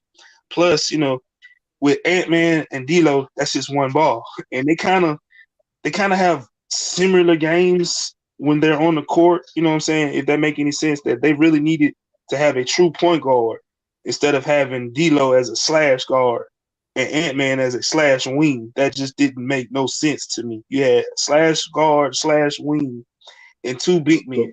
It messed up the whole team, and I think that's why they brought in Conley. So will D'Lo mesh with LeBron? Slash guard, slash wing. Right? I don't think so. Rick, you got something you want to reply. I mean, no, I already kind of said my sentiments. I just think you do got to keep a little eye on him. But I mean, hey, they feel like you ain't got to worry about D'Lo. I'm more so of the type where D'Lo, and just in my mind, from what I see, he is a little sneaky and shifty. So I would keep a little small eye on him. But I mean, he's not my main concern for sure. He's not like I need to focus on this guy, but definitely keep him in at least your peripheral, more to say. Yeah. I want to go through a few. He's got some good questions. Jimmy Two Shoes, man, said BJKD just shot 57.5% from mid-range on 292 attempts. This is the best mid-range shooting season ever. I mean, there's a lot of good mid-range shooters in the league. You got Kawhi, who shot 57% in the playoffs in 2021, 39% from the three. He's very efficient himself. Devin Booker's a great mid-range shooter. Chris Paul's a great mid-range shooter. DeMar DeRozan, to me, is one of the top 5 great mid-range shooters of all time. There's a lot of good mid-range shooters out there. I will say this. I think KD's the most prolific. I think he can score the most off less attempts. So if you want to say how easy he gets his shots off from the mid-range, I guess you can say yes, that's definitely a fact. But I have to look at, all the other players who can shoot from that mid-range spot to see, if KD is in that company, the best mid-range season ever. Cam the Hooper said about D'Lo, he's not a slashing guard. So do y'all feel like D'Lo can just sit in the corner and just say, here's the ball and catch it from LeBron and then shoot? Because and I think people kind of get hard on LeBron's teammates at times. They say, well, LeBron's teammates always do good before they come to play with him. Well, and Rick can kind of explain this. When you have, it's different from like rhythm, dribbling and shooting the ball, vice versa, catching and shooting the ball. So if you're not used to that type of rhythm, just to catch and shoot, your shot's going to be, thrown up a little bit. Vice versa, somebody who's, handling the ball and then pulling up and shooting, it's a different feel. So that way it's a little different from LeBron's teammates. I don't think D'Lo can just sit in the corner all day and just catch and shoot. I don't think that he's going to be cool. I think he does need some rhythm. I think he does need to catch and feel the ball a couple of times through the possessions to actually get a good feel of the game. That's my personal opinion about D'Lo. We got Cam the Hooper. What's good, my guy? What do you do, BJ? Salute, panel. Salute, everybody. LeBron. What do you do, coach? What do you do? You got it, man. What you got with the LeBron and KD instances, bro? What you think the Lakers and Suns are doing right now with these two injuries? As far as the Lakers go, I think the Lakers, they're trending towards the right direction. AD been playing well, D'Lo, and everybody else as far as the role players been stepping up. So I think the Lakers, they might end up making the playoffs, y'all. They might end up getting in there. As far as the Suns go, the Suns, I think that KD injury is going to hurt them in the long run. Maybe not right now, because they can keep it afloat, with Devin Booker and CP. But as far as in the playoffs, if they get a matchup, let's just say they play the Clippers or the Warriors, I think that's a bad matchup for them without KD. So, go ahead. That's all I have for that. Okay. So, we ain't talked about the Warriors, and we're going to, like I said, I'm going to be talking about the Warriors in a couple hours on Ticket TV Media. Make sure y'all go to Ticket TV Media. I know everybody on the YouTube streets know who Ticket is, so that's where I have my own show as well. I do that every Saturday and Sunday at 12:30 p.m. Pacific Standard Time. I'll be talking about the Golden State Warriors. Let's touch a little bit about that. I want to get everybody's sentiments. Do y'all feel the Warriors will be falling into the play-in right now? They're the 5th seed in the Western Conference. How do y'all think the Warriors are doing and upholding the situation right now? Let me start with Bruce. Warriors needs to get healthy. Wiggins have missed a lot of games this season. I watch a lot of the Warriors, so I think he has a family issue. They're not saying it. I think it might be serious. I don't know if he's gonna play again this season, but I don't know. GP2, I think they wanted to get that a little bit of defense with GP2 because last year he was helping a lot, and it's all about health, getting healthy. Draymond Green is banged up, so they just need the continuity. And I don't know why they didn't get a big. Looney, it's like a big, but I don't know if he's gonna help in the playoff. Is he gonna last in the playoff? They just need to get healthy. They just need to get healthy, and because they're not healthy, that's why they're losing a lot on the road. Every time they go on the road, one player is hurt. Now you have Kuminga is hurt now, and they had the two-way players that were helping him, like what's his name, Anthony Lamb. So they haven't re-signed him. I don't know, because he has a case against him for assault. So I don't know. That might be the reason why they didn't sign him. So yeah, they're just small and injured. That's why. But if they get healthy, they'll be a tough half in the playoffs. Okay, Coach Dude, Sports TV, same question, my guy. They done. They're done. It's over with. That ship has sailed on and it's going on into the Pacific Ocean, and it's going on to China and all that stuff. Now that ship is done. They're old, and the worst thing that happened to that team was when Draymond punched the light skinned kid. When he punched that light skinned kid, man, that took off everything that they really needed for the playoffs, because that team is a chemistry team also. Even though they got a lot of shooters and they got this and they got that and all, they have a good coach and all that, they're still a chemistry team. And y'all know once you get that chemistry out of a basketball team, man, it's kind of hard to get it back. And it becomes a selfish thing. And just looking at on how they've been playing recently, I just been seeing a lot of selfish ball. I haven't been seeing a lot of the Golden State Warriors basketball. That's why I say I think that ship is sailed and it's going on. Plus, Curry can't stay healthy, man. Without Curry, it's done. Okay. Did you watch the game last night, Coach? And he said they done. He's a Grizzly fan, man. They done. I'm sorry. Is Dylan Brooks your favorite player? Because is Dylan Brooks talking right now? Not my favorite. Dylan Brooks is not my favorite player, man. But okay, tell me this: they've been struggling all year long, and everybody been saying health this and health that and health this and health that, but they have been struggling all year long. What's the whole main thing? They're old. Their key players are all of them are in their 30s, and they haven't been implementing their youth the right way. If you look at all these other teams, they have been implementing their youth the correct way into their mix. And when you got them old guys that's out for so long and then try to come back and play with them young guys, and them young guys been hooping for so long, man, y'all know that the animosity starts kicking in a little bit because of the generational gap. And they got a lot of generational gaps on that team. That's a lot of Grizzlies talk, man. You've been listening. That's why you're a Memphis man. That's why. I'm a Cavs fan. Yeah, I'm a Cavs fan. You have a Cavs fan. You have a Ja Morant picture.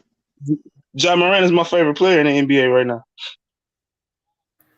Yeah, he's definitely Ja Morant. We're gonna see how he comes back, after this situation. We got over 80 people into the chat, man. We gotta get these likes up. We got 37 likes, so let's continue to get these likes up, man. Hit the like button when y'all come in, share, subscribe. Shout out to our guy, Mingle Jester.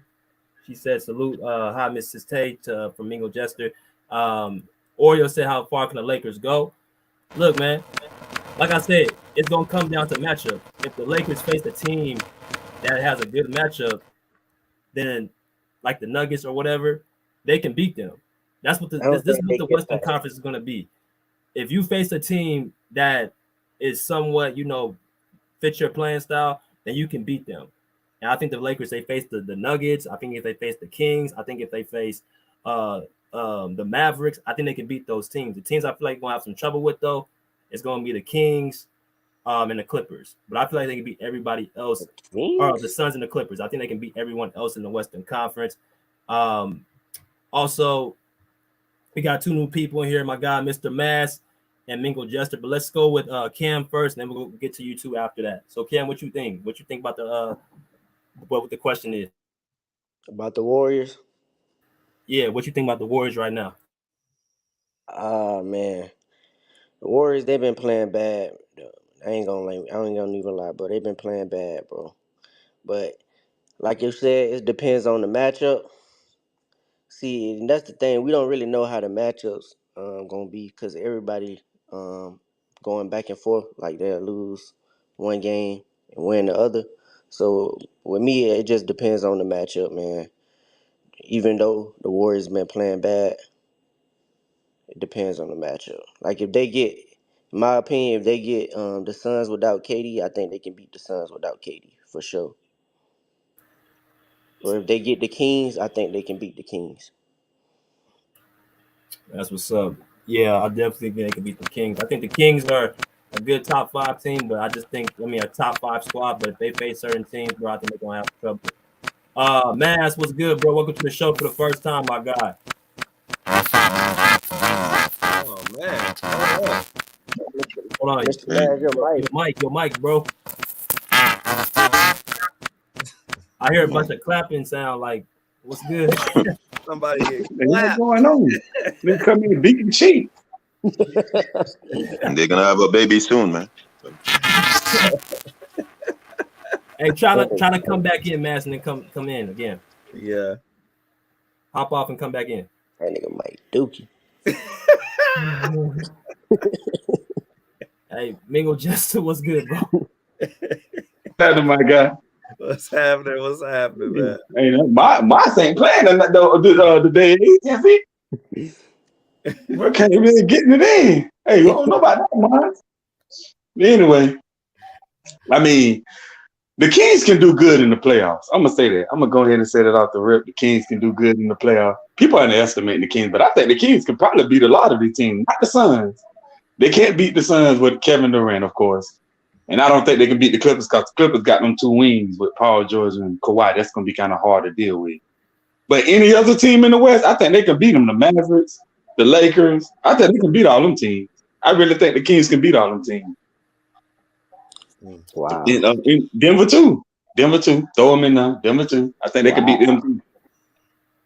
Ooh. The only 2 teams I think they'll have trouble with is the Suns with Kevin Durant and the Clippers because they got Paul George and Kawhi on the wings, and they ain't got nobody to really guard those guys.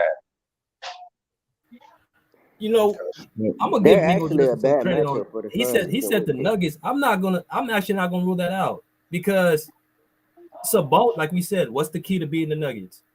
You gotta have somebody go at Sabonis. So or go at Jokic. And I think Sabonis, he's not as good as Sabonis, or he's not good as Jokic, of course, but he does have good offensive skills. And you got De'Aaron Fox, you got Kevin Huerter, you got Harrison Barnes, you got Keegan Murray. You got a pretty good starting 5 in the Western Conference. Their bench, we'll see how their bench reacts. They have the coach to be able to, get them right in the playoffs. But that's not a bad take, Mingle. That's a pretty good take. Very good take. All right. Mass, what's good, bro? Can you guys hear me now? There we go. Yeah. All right, my guy, guys. My guy, fellas. Well, okay, so the question is about the Kings and how far can they go? Or let's start with the Lakers and the Suns with KD and LeBron. What you think of those situations? How do you feel like their teams are going right now? Well, I gotta be honest, man. The trades that the Lakers made, if they can just get into the postseason, they're going to give every team hell and back. I mean, we can't argue with our IC, right? They got 2 elite players in LeBron and AD. They got perimeter shooting in Beasley and D'Lo, right? They got a pretty good defensive team, and so for me, it just comes down to health. But I do feel like they need to run their offense through AD. Because he's been the recipe for success, in this LeBron James era. But to answer the question, bro, listen, man, the Lakers can beat any team out west, period. Any team out west. Because guess what? We got to put our feelings to the side, man, and strictly assess basketball. right? From A to Z, from 1 through 15 on the roster. I mean, after the trades, they have one of the best rosters out west. They're more of a complete team. They can play inside, they can play outside, they can slow it up, they defend, they rebound. I mean, what more do you want from a team? I think at this point they check a lot of boxes. The Phoenix Suns, I put them in that same category. You know, I mean, when you pair up Chris Paul and you got Kevin Durant and you got Devin Booker, I mean, he's the ultimate table setter, right? And you give him a Kevin Durant. I mean, we saw KD last time he played. What was he? 10 for 15, 37 points. I mean, the dude is just a walking bucket. Now, for the Phoenix Suns, they have to feature DeAndre Ayton, man. Like, I don't listen. That game against, was it Dallas? I think he took like 8 or 9 shots. Like, for me, that's unacceptable. Wainwright came off the bench and took more shots than DeAndre Ayton. And so Chris, Kevin, and Devin, they have to make a conscious effort, along with Monty Williams, to feed the big man. Because if you feed the big man right, he'll play better defense, he'll rebound better. He won't be as soft at times like he is during moments during the game. Because we know in postseason basketball, a few possessions can dictate the turnout of a game. So listen, man, the Suns are talented. They can beat any team out west. You know, again, it comes down to health. You know what I'm saying? And then the Kings, listen, I'm here in Sac, man, right? I'm very, very close with this team, okay? Can they win a first-round series? Absolutely. But if I'm them, I would rather be the 3rd seed than the 2nd seed. I think they'll get a better matchup, 3 and 6 compared to 2 and 7. Because I honestly feel like the Lakers, Clippers, or Dallas is going to be the number 7 seed.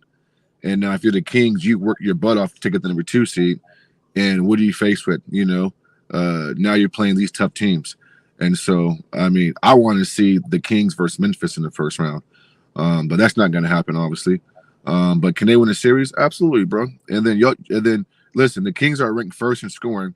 You know what I'm saying? They do have issues on defense. And last quick, BJ, bro, did you guys hear what Mike Brown said 2 games ago? That's when you know, bro, that the Kings have great leadership, right? They beat the Knicks, right? They won the game. A reporter said, "Mike Brown, man, how you doing?" He says, "I'm pissed off." He says, "Dude, you the Kings won the game." He says, "Nah, I need Darren and Sabonis to be better leaders. We get out rebounded tonight, and I need my 2 best players to show leadership on the court and get on guys if they're not rebounding." They come back last night and they dominate the offensive rebounds. You know what I'm saying? And so Mike Brown has been, you know what I'm saying, hands down front runner by a landslide coach of the year. But the Kings can win a first round matchup depending on who they get. But they can't beat the Lakers, in my opinion. They can't beat Phoenix. They can't beat the Clippers. They could probably beat Dallas, Memphis, and probably Minnesota if Minnesota sneaks in. But other than that, bro, I don't know. I mean, they're just not ready yet, in my opinion. No, that's all facts. Shout out to Mr. Mass. Go and follow Mr. Mass's channel as well, man. Has a lot of good recipes. Also is a Houston Rockets fan, as well. He's in Sacramento. We have a lot of fans of different teams on the podcast. Definitely, this is good. We got Cam, who's, KD fan. Mass is a Rocket fan. Clippers for me. Rick is a Bucks fan. So we got different fans of a whole ilk. So that's what makes this podcast special. But Rick, you want to add on to anything before I go? Bro, all I'm saying is Giannis gonna win the whole thing. I don't care if nobody talking. Mr. Maz. Y'all know how I'm gonna end it. Yo, Giannis is the GOAT. Hey, what's your name, bro? Respectfully, what's your name? Broderick, bro. I mean, I respect your take, man, but I mean, instead of you making that just, that cliche answer, bro, like, can you break down why you feel that way? Because Chris has been hurt all season, right? Giannis ain't got a post move to save his life, right? If you take away him playing downhill, right, he's average at best. We saw the Boston Celtics take away the driving lanes, bro. And last year in the postseason, the second round, Broderick, Giannis' field goal percentage dropped down to like 11%, right? I said he ought to be quitting Game 7. He had Game 6 at home with the lead in the fourth quarter and let Jason Tatum drop 46. Game 7, he let Grant Williams drop 8 threes, right? Wasn't guarding him, bro. So from a basketball standpoint, like, instead of just saying Giannis this, Giannis is that, bro, like, I mean, break it down, bro. I mean, from a basketball X and O standpoint, you think they're better than Boston? And why? No, so Mass, this is the first time you meeting me. Everybody know I was playing.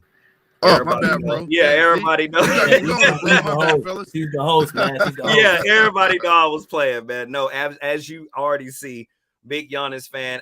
I can't even attack what you just said because those are all facts. I always play like that at the end, man. But all just right, going off of what you said and giving respect to you, as far as how you broke down the Sacramento Kings and the Lakers, and you broke that down, man. I mean, honestly, yes, I do feel Lakers have the pieces. I mean, I think my biggest thing is, though, of course, I want LeBron to come back. I feel like even though AD is the main guy, you know, that's why, to me, in my opinion, right? Could be wrong with my opinion. I feel like that's why they brought AD there. They know LeBron is getting older. Eventually, he's going to want to leave, whether he plays with his son or not.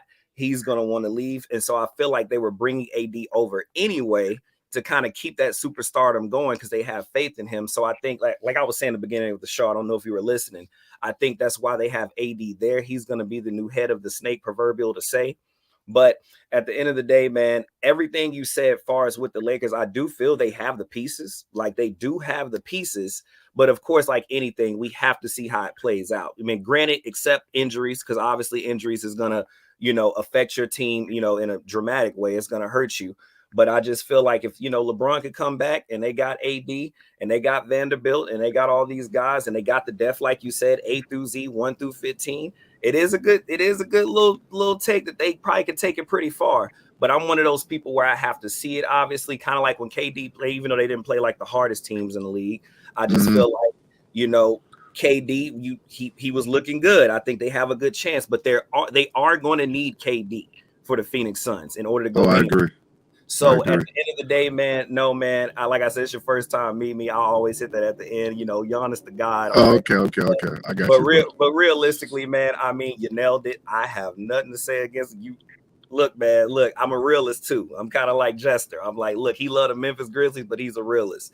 I do understand that, yeah. You can't put all your money on one player. But yeah, I'm one of those Giannis fans, if you couldn't tell. So I'm just playing around, man. But yes, I agree with the sentiments you said, man. Those are all facts.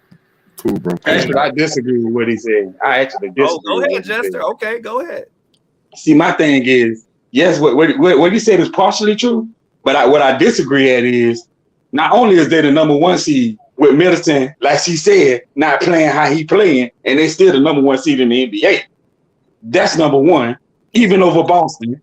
The team he, caping for, if I'm going to use that word. All I'm saying is this: you saying Giannis don't have a post move, Giannis don't have all this, but he still got a championship. Still, not only that, he also got a defensive player of the year with 2 league MVPs. So my thing is, if I'm gonna put my trust in anybody, I'm gonna put my trust in that guy, and not a guy that's not proven. Because regardless of the fact of how you want to look at it, or who team the best, or who you think team is the best, Giannis is proven. He don't prove that he can get it done. Jason Tatum still haven't proven that yet. Him, Jaylen Brown, or nobody on that team haven't proven that they can get it done yet. They made it to the final, but got beat by the Warriors. So what you're saying, what are you basing that off of? Because what I'm basing my argument off of, I just gave you facts of what I'm basing my argument off of. What are you basing your argument off of? And Giannis did not go to Golden State. Yeah. But Giannis lost to Tatum. All right, so I mean, see, okay, cool, amigo. I mean, I heard what you said, man. So let me just rebut what you just said with actual facts, okay? Other than that lucky bubble ring, I'm sorry, not bubble ring, but other than that one ring that he won versus Phoenix Suns, Giannis has gotten his butt kicked every single year. In that same season, I saw Drew Holiday, Brook Lopez, and Chris Middleton beat the Atlanta Hawks in games 4 and 5. My bad, in games 5 and 6 to get them to the postseason without Giannis onto the Kupo. And why are we bringing up what he did 2 or 3 years ago, bro? I thought this league is about what have you done for me lately. And last time I checked, right, last year, right, within the last 12 months, he got his ass kicked by Jason Tatum, right? And then you bring up the number 1 seed. Since when do we praise number 1 seeds, bro? Like, being the number 1 seed don't dictate what you're going to do in the postseason. A la my Houston Rockets in 2018. The Memphis Grizzlies had the top 2-3 seed last year. I mean, bros, seeding this year has been so dictated by, like, injuries and so on and so forth, right? Again, bro, when the rubber hits the road, right, and it's time to really get it, and the Boston Celtics throw their big guys at Giannis, and they say, I'm going to take away your plan A, I just have one question for you, Mingo. What's his plan B? What's his counter? Because last year in Game 7, when they took away the driving lanes, BJ, what was he doing, bro? What was he doing? Absolutely nothing. He got blown out by 20 points, and it was easy work. Oh, and by the way, you bring up defense, right? Well, why wasn't he guarding Jason Tatum in Game 6 in a closeout game in his building? Why wasn't he guarding Grant Williams, right, when he hit 7 or 8 threes in Game 7? Okay? Listen, man, I respect Giannis. He's a great player. But again, bro, his offense is limited, and in big games, we see Giannis Antetokounmpo get his butt kicked. And again, I'll pose this question. Other than him being the Phoenix Suns, he's got his butt kicked every single year. When he was back-to-back MVP, he wet the bed in the second round, right? Kawhi walked him down 2-0. The Heat beat him 4-1. I mean, what are we talking about, man? You mad at me because I'm picking the more complete team, the Boston Celtics? And then you bring up years ago. Do I get to come back I'm on talking that? about Do last I get year, a rebuttal to that? Go ahead. Of course you Do can. I get a rebuttal to that? Of course you can. All right, so you trying to tell me? Hold on. So you trying to tell me that all this stuff that you just said is basically what I'm just saying about Jason Tatum? Because first of all, you told me that Kevin Durant is the highest order. He got swept by that same Boston Celtics team that Giannis took the 7 games without Chris Middleton. Oh my God, bro. Also, he said without Chris Middleton. Like, what are you talking about? Without Chris Middleton, yes, Chris Middleton didn't play none last season against Celtics. And he still took them 7 games. Yes, he lost, but he still took them 7 games. So we praising losing now? Okay, keep going, man. Keep going. No, I ain't praising losing. I'm just saying you say one guy is the highest order, but this guy right here took him to 7 games. You know, took the team to 7 games. They the team both lost. that you said highest order. If you ain't first, you last, man. Listen, bro. I don't give participation cookies for getting to a Game 7. Who cares? So what? He lost. Next point. Yes, he lost. He did lose, but your man's got too. Your man's couldn't get a game. I'm not arguing that, but guess what though? Kevin Durant is a 2-time NBA champion, Finals MVP. Giannis ain't that. Giannis is too. He's a champion. No, he's not. No, he's not, bro. He is a champion in the Finals MVP. No. I said KD is a 2-time. Then you said Giannis is too. I said no. No, Giannis is a champion. He's a champion. Okay. He's a 2-time league MVP. But he's a champion, though. Bro, listen, Giannis is great. Listen, and he's great. And again, I'll ask you again, Mingo, and then BJ can move on. If you take away Giannis's plan A, driving lanes, bro, I'm asking you, what's his go-to move? What's his counter? Giannis can do it. What he do every time? That little that little Euro stuff layup. That's what he does. Hey, fellas, bro. I just asked him. I said when you take away Giannis's go-to move, which is playing downhill, which includes him doing the Euro step, which is plan B, which is counter, and he still said the Euro step. All right, BJ, go ahead. Because that's what it is. He switch it up in the lane. He don't just go to one move. He got different moves in the lane. But when you take the lanes away, Mingo, listen, bro, please respectfully, man. Like, this is crazy. And that's the thing. And that's the thing. When you take the lanes away, Mingo, that's what I'm asking you. It's rare when they take the lanes away because guys just took it away, bro. Guys just that good, man. Hold on, guys. Toronto took it away. The Heat took it away. Boston took it away. What are you talking about? It's just that rare, man. Cause your guy can't listen at this, and I'm gonna tell you how weird your argument is. Listen at this. Asked you a question. You said what? Hold on. You said what is his go-to move when they take his driving lanes away? But yeah, he take a team to 7 games. Your man can shoot, one of the best shooters in the league, and couldn't even get a game. What was his go-to move? Well, hold on, bro. You're comparing Kevin Durant, who had one of the most awkward series in his career. That's out the norm. But what we seen Giannis do last year, we've seen it before because he got his butt kicked the last 3 out of the 4 years. So that's the difference here. And again, I asked you a question, and you have yet to answer the question. If you take away the driving lane, answered the question. What do you mean? No, you did not. If you take away the driving lane, which Boston will do, which is plan B. It can't be the it can't be him going to the basket because I'm saying they're taking that away. So I'm asking you, bro. Giannis got What's his plan multiple B? ways he can score. Giannis also can do a little back to the basket too. Not as good, but he can do it. All right, man. He can do it. All right, fellas. Cool. Giannis I mean, has he no can't go. shoot. Giannis is not a shooter. Yeah. Giannis has no go-to moves, but he's getting double teams all the time. Yeah, KD what that mean? What that mean? KD next go-to move is go to another team. Hold on, bro. Why did you just say? Hold on, bro. Why did you just say?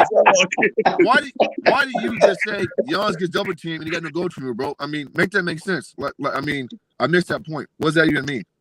It makes sense because when I turn on the TV, I see him getting doubled. That's what makes sense. What's his? Okay, then. So since you jumped in and you think you NBA analyst and shit, bro, then you tell me what's his go-to move then? You jumped in, then. You tell me what it is then. Since you jumped in the conversation, bro. I'll ask you again, bro. If you take away Giannis' driving lanes, what's his counter? What's his plan B?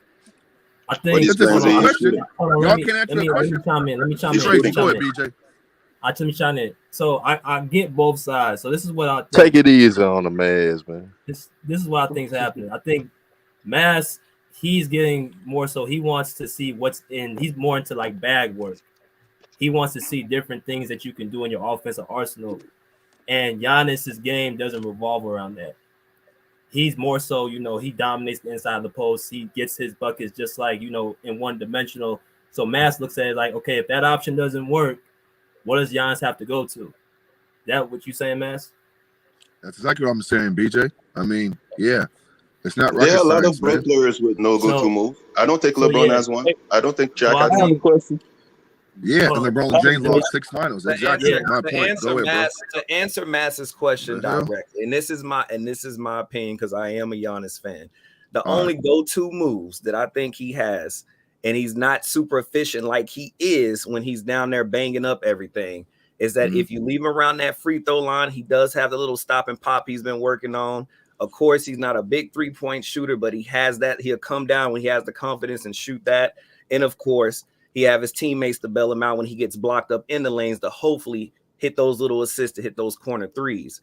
But far as like if like Elijah one or the little tiptoes like Kobe used to do, no, I don't think he has that type of skill set. Well, hey, gentlemen, I got a question. All right, besides Luka, what foreign player has a go-to move like that besides the Euro step? Dirk had a go-to move. Dirk, Joel Embiid. Talking about now. Besides Luka, Joel Embiid got a go-to move. Yeah, what are we talking, bro? What's going on right now? I'm asking a question. I'm just asking a question. Joel Embiid. Jokic do too.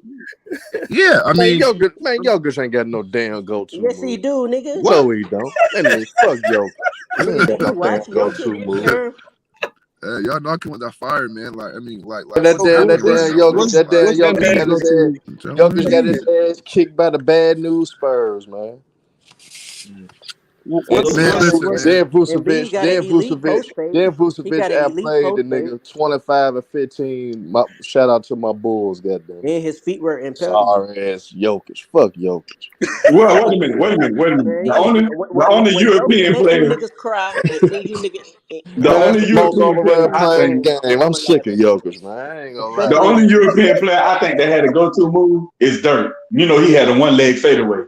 He's the only one I believe that had a go-to move out of all those guys. Manu Ginobili had a go-to move. This man said only Dirk, man. Man, Manu Ginobili had one too. Where you think the Euro shit came and played? Wow, he said only Dirk. Manu made that shit famous, man. I mean, Tony Parker had the spin floater. Yeah, do it. Yeah. I'm not asking a history question. I'm asking a now question because y'all saying that Giannis ain't got this and Giannis ain't got that. That's why I just asked. He ain't skillful like that. He's dominant. Joe Embiid. He's just dominant, bro. Joel Embiid, Luka, Jokic, all them got. It's a difference between dominance and skill, man. That's all mass. Right, Giannis is very dominant, but and BJ played ball, so I respect his insight with what I'm about to say. Like, bro, like elite teams on that level, they will make you do shit that you don't want to do, bro, in big moments. Like, teams can take away what Giannis does best. We've seen it. And all I'm saying is this, because the facts back me up with this, right?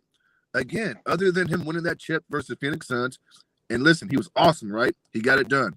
He's got his butt kicked every single year, and we've seen him wet the bed, and his offensive package has not evolved. It just hasn't. That's all I'm saying, man. I mean, I'm not lying when I say that. Man, so so I want to get to a conclusion. So are you saying that Giannis is up for this playoffs? We got to see what he does like this year. Like, you think he's going to get exposed, or you think he's been exposed already?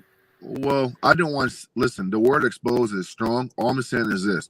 There's a few guys who I say you got to win. No excuses. And he's one of them, right?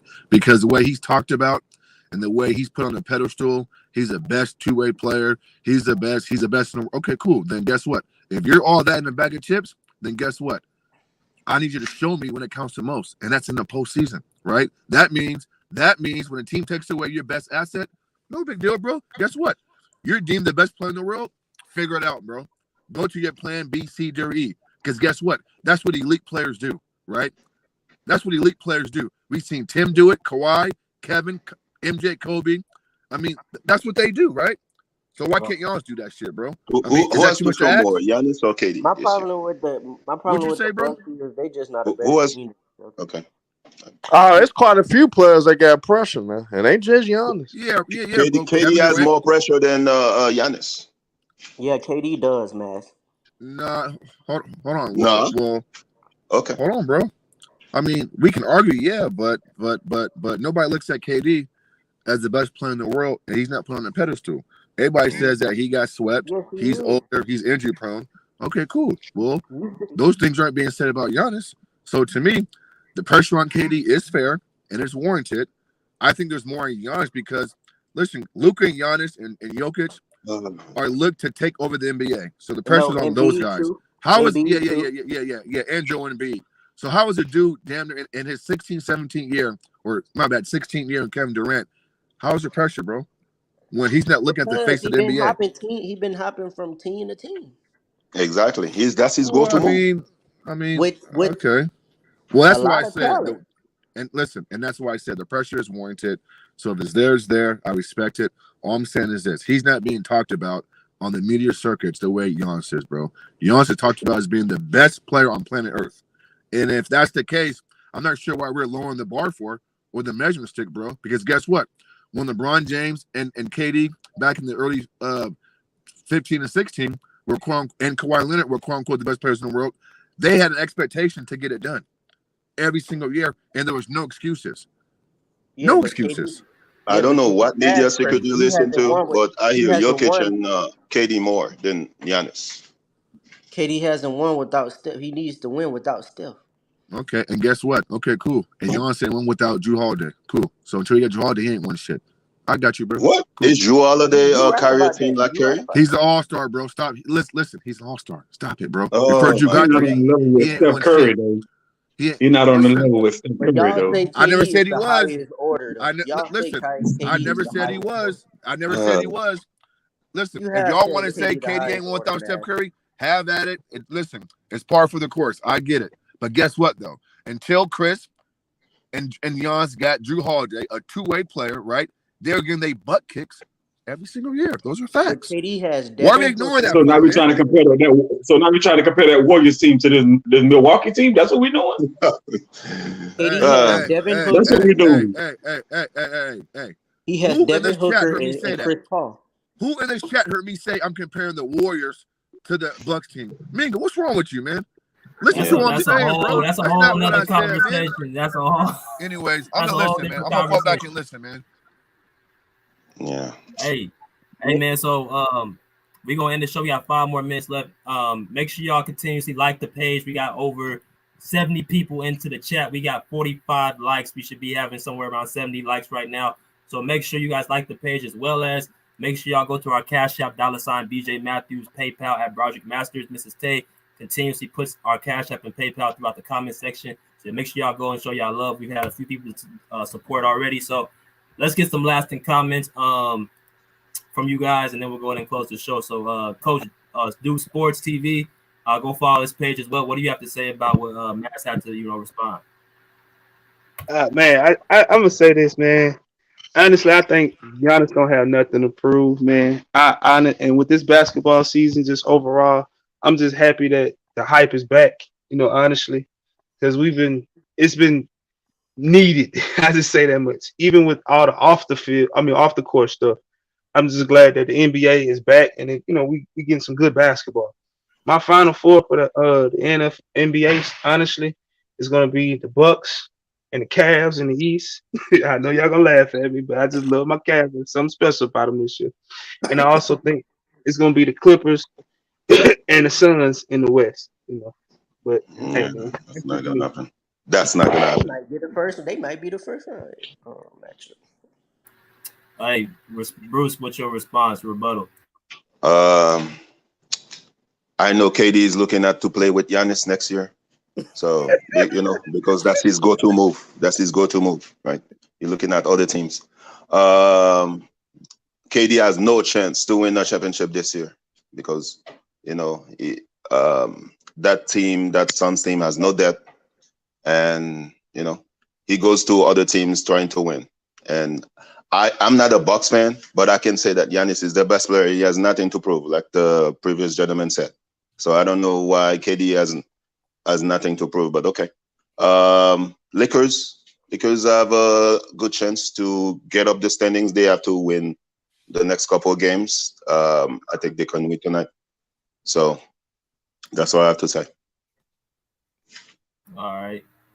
Cam, same question, brother. Look, man, to me, it's four players that to me, I feel like they have something to prove. Those four players is Joel Embiid, Kevin Durant, Nikola Jokic, and Kawhi Leonard. Those four guys right there need to prove something. They need to prove something, bro. They got to get it done. There's no excuses. Obviously, injuries happen. You can use that, but other than that, man, there's no excuses, man. Get the job done. Damn, this guy is like Snoop Dogg, man. Okay, good. Hey, Big Herm, what you got, man, to end it?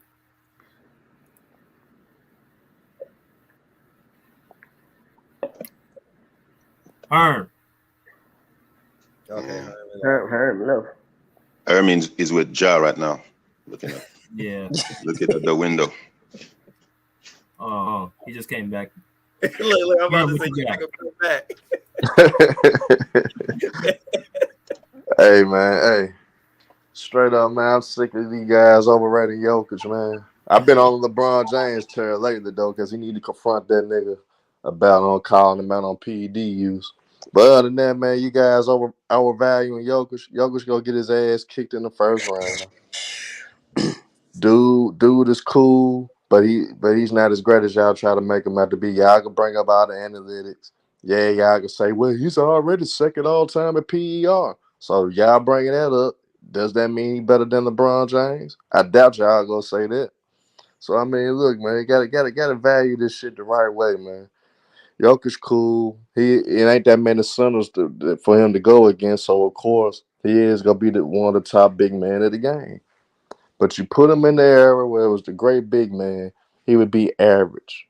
He wouldn't have made an all NBA team. He probably would have only made about one or two All-Stars at the best.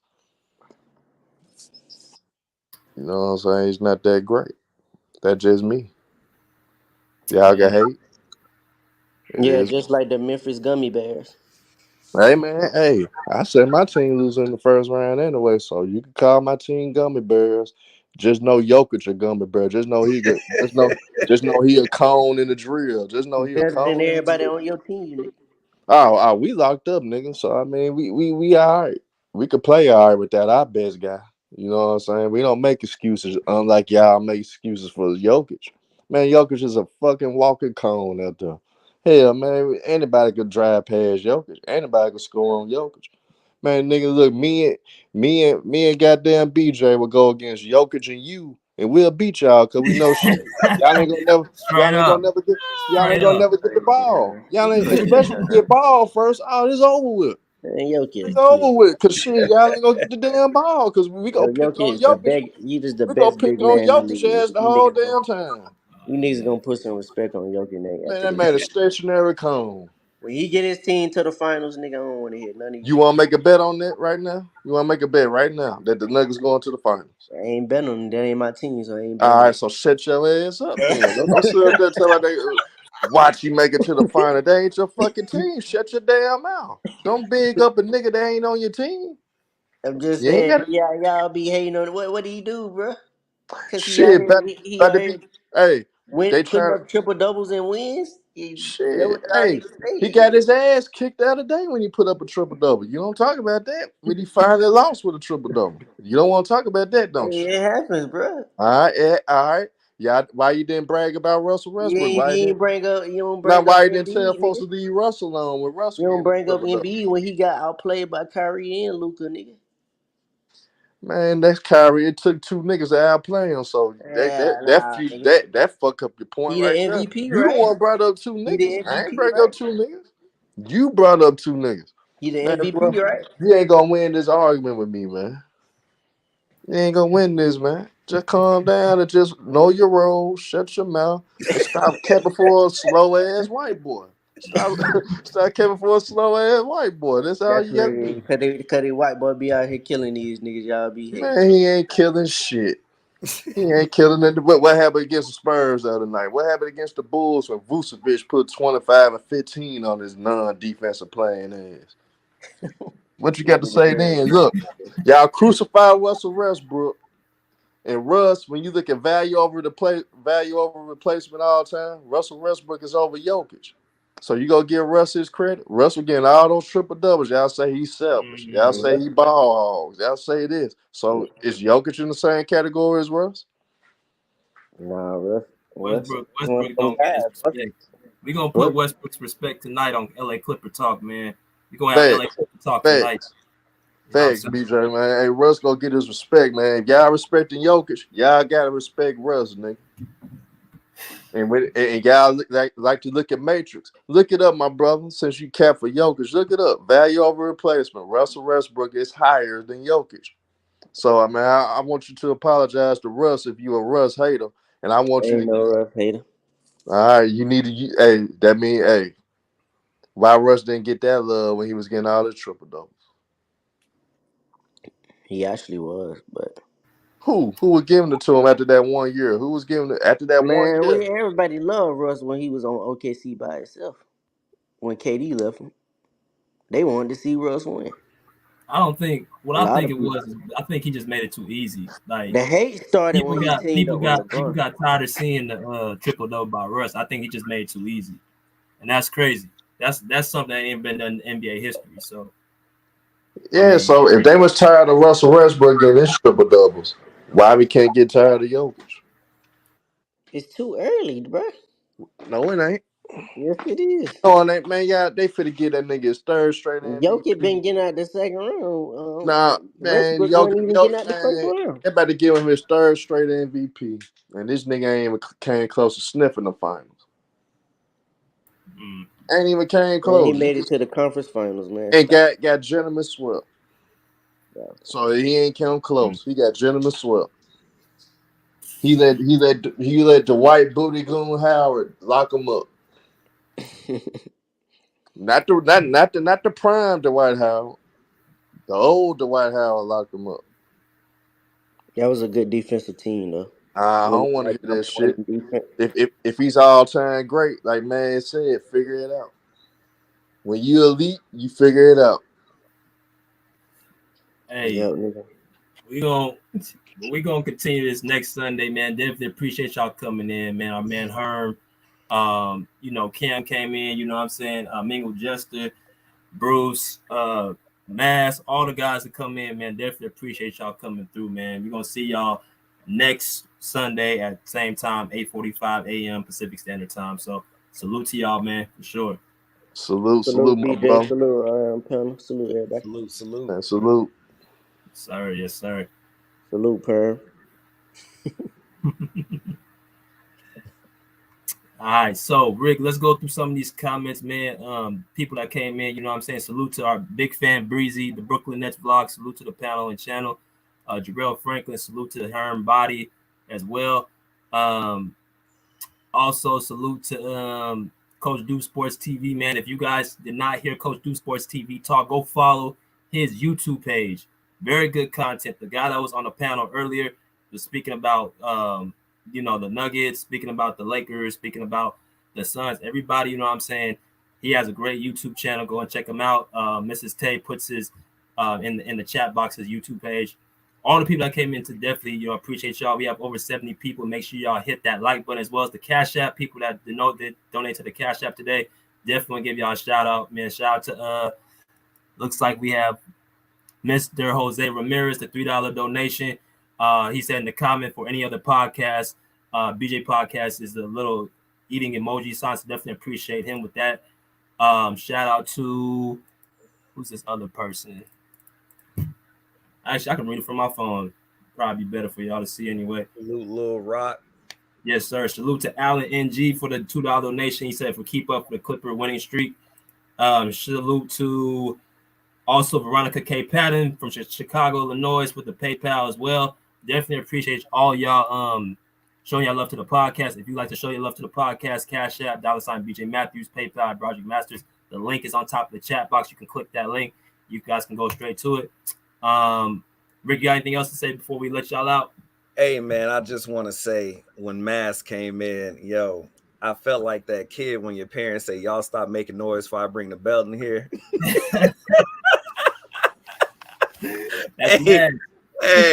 Hey, I look, I wasn't even ready, bro. I was like, he don't know me. No, but salute to Mass, man. Salute to Mass sincerely, man. Definitely come back, man.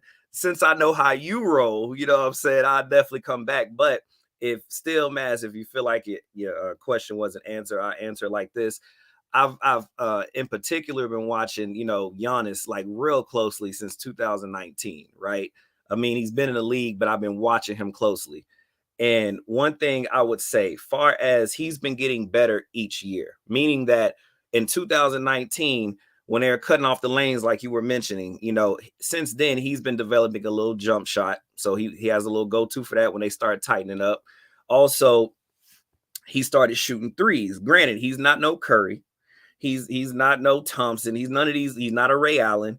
But we can honestly say, hopefully, that we've seen that he's been getting better over the years with these different skill sets. Now, granted, if we're talking about Olajuwon type of skill sets, if we're talking about Kobe footwork type of skill sets, which you probably learned from Olajuwon because he trained with him. If we're talking about, Jordan skill sets and all that, obviously the man's 6'11". He's a wheelbarrow, he's limber. He reminds me of a young Shaq back in Orlando, honestly, before Shaq put all that muscle on and just stayed down low. He literally he's a buck for real. He's like a young buck. Like you really can't stop him by force. But yes, you can cause problems. And since 2019, when coaches figured out that yes, if we fill up the lanes and cut off the lanes, we can give him problems.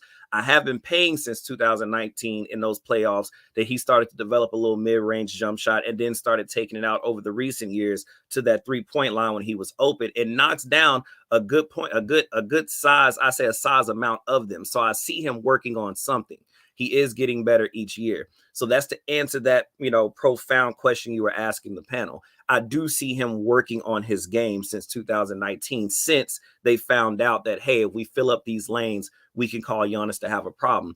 And if you ask me personally, do I feel like he's getting better and will he get better? Yes. Because when I watch Giannis and I listen to him, I also noticed that he takes the game serious. You could tell he's a true fan and player of the game. And this man has an incredible heart. Granted, we can sit here all day. I'm like Herm. I'm a realist about a team or a person that I love to watch to play. No, he doesn't have the same skill bag as an Embiid. No, he doesn't have the same skill bag as when it comes to Joker with the no-look passes and things of that nature. But one thing that I do have faith on is his heart, and he's going to play into that final buzzard.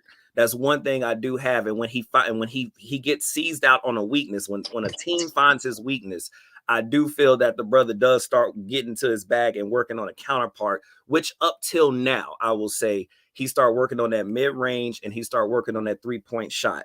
So he does pay attention to when other teams come against him and try to find his weak points. But you also said, what has he done for me lately? Well, we got, for the season, we got 31 points, 11.9 in rebounds. Obviously, he is the Bucks' main guy. They're number one in the league right now. In the league, not just the Eastern Conference, but in the league. I mean, at the end of the day, I think you also made a reference that, if it wasn't without, what's the brother name, the point guard, Jay Holiday, he pretty much would be nothing. Look, man, without Giannis, the Bucks will be nothing. Okay, yes, it's team basketball. To the fundamental core, you will always need your players out there. Everybody knows that. It takes 5 people to play a game against another 5 people. But we all know, if we just watch the game, if Giannis ain't playing, look, man, it's scary. But when Giannis is out there, you just have you have a little bit of a surety that something might happen, because we know he has the motor and the mentality to keep playing until the end. And you really, really got to make sure he's dead. You got to double tap people like Giannis. So What's good, y'all? When it comes to what have you done for me lately, he is number one in the league. His team is number one. He's the biggest reason why he's number one. Me personally, I love Lopez. I wouldn't shoot at Jay Holiday too much. I would more so try to shoot more at Lopez, being his biggest help, because I'm a defensive guy. Lopez helps Giannis a lot when it comes to other teams trying to come in and score. Lopez also scores himself. Like, if you're not really watching Lopez like I do, Lopez is a big, big reason why, Giannis and those Bucks teams do such a good job defensively scheming. And at the end of the day, like I said, I wouldn't really put too much onus on Holiday like that, even though he is a big piece. But it's Lopez that really helps out Giannis, because when people get past Giannis, or Giannis has to help out there on the key, because he's a big, fast man, he can move around. Lopez helps down below. But at the end of the day, as of lately, they're number one. And we know they're number one because they have Giannis. When, like I said, Giannis don't play, he gets injured, something happens. That's when I start to shake personally as a fan. But when Giannis is out there, they're pretty much a well-suited team. And at the end of the day, like I said, 31.2 and 11.9 in rebounds. My man doing his thing as of lately. Like I said, I won't even bring up his championship and all that. But as of this year, the brother's doing his thing. Yes, he got his winning streak snapped last week or a few days ago. I'm thinking of all these different teams right now. But at the end of the day, man, as of lately, Giannis is doing his thing. And I respect how you feel. If he needs to show you, just like how I felt about KD, if he needs to show you, since he is the man, then he has to win it. I'll hold him to that same pedigree. I have no issue with that. I have my faith in Giannis. But before you came in, as you know now, I am playful. You know what I mean? I always say that, Giannis he'll beat God. I always say crazy things.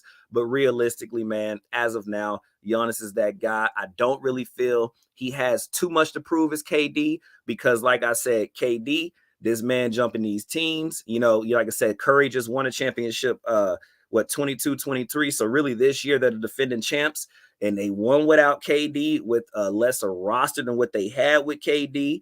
And they played a complete Celtics team. So yeah, I feel like the onus is more on KD right now. But hey, basketball subjective. I respect how you feel. I do love how you broke down the game. I do respect that. But just on my side, just know I do get a little playful. But I will say, I do feel that Giannis does get better each year. And he is showing, as of this year, that he's that guy.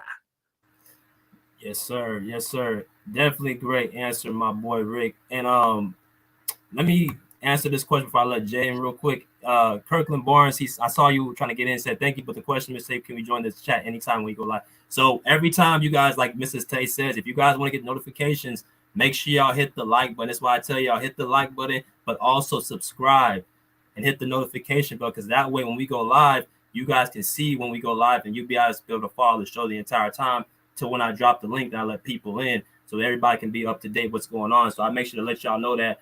And you have Miss Tay continuously, updates y'all throughout the whole show. My man Jay, appreciate you coming in. We got about a couple minutes. So what you got, man? Yo, what's good, man? So I think the Suns can stay afloat, with KD out, because they got Devin Booker, they got Chris Paul, they got DeAndre Ayton. So I think they'll be all right. They got to make sure that KD could, be healthy, because I think he's supposed to come back maybe in 3 or 4 weeks. So they should still be in the mix, for the playoffs. But I'll tell you this, if Kevin Durant gets back healthy, and if he's healthy for the playoffs, I mean, him and Devin Booker are a deadly duo, and I'm taking them over anybody in the West. I'm taking them over AD and LeBron, Paul George and Kawhi, you know, and Kyrie and Luka. Like, I'm taking them over any of them too. What do you feel about the Lakers? Do you feel like the Lakers are trending in the right direction right now? Or do you think they're going to peak? Man, I don't even. Lakers are they're not consistent, man. Like, people say this team is so scary, this team is this team is that. Like, I mean, they're not consistent. I mean, they do this every time we think they're turning the page. Every time we think they're turning the page, they win 3 in a row, and then they probably gonna lose 2 in a row. I mean, that's what they do. They're inconsistent. So if they do end up somehow making it, they'll probably make the play in or either I see first round. But that's pretty much it for real. Okay, good talks, man. It's my first time seeing you on, man. So definitely, man, continue to follow, man, subscribe and share and like. And we be back on here next Sunday. And also we're here after every Clipper game because I support the Clippers. So every game the Clippers play, I don't know how you feel about them, but I make sure that have a show. Yeah, I'm a Clippers fan, man. I'm a Cavs and Clippers fan. Oh yeah, man. So you should definitely subscribe. We'll be back on tonight again at 8:30 p.m. Pacific Standard Time. So definitely subscribe to the page. And so when I go live, you guys get the notification. All right, man. Salute. Yep.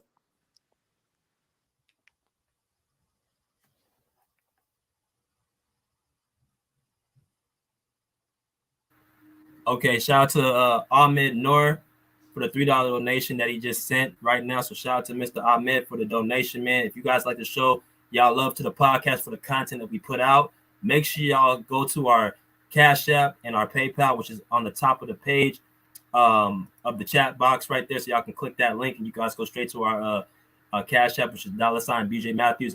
You can also see the ticker as well. It says $BJ Matthews, PayPal at Project Masters.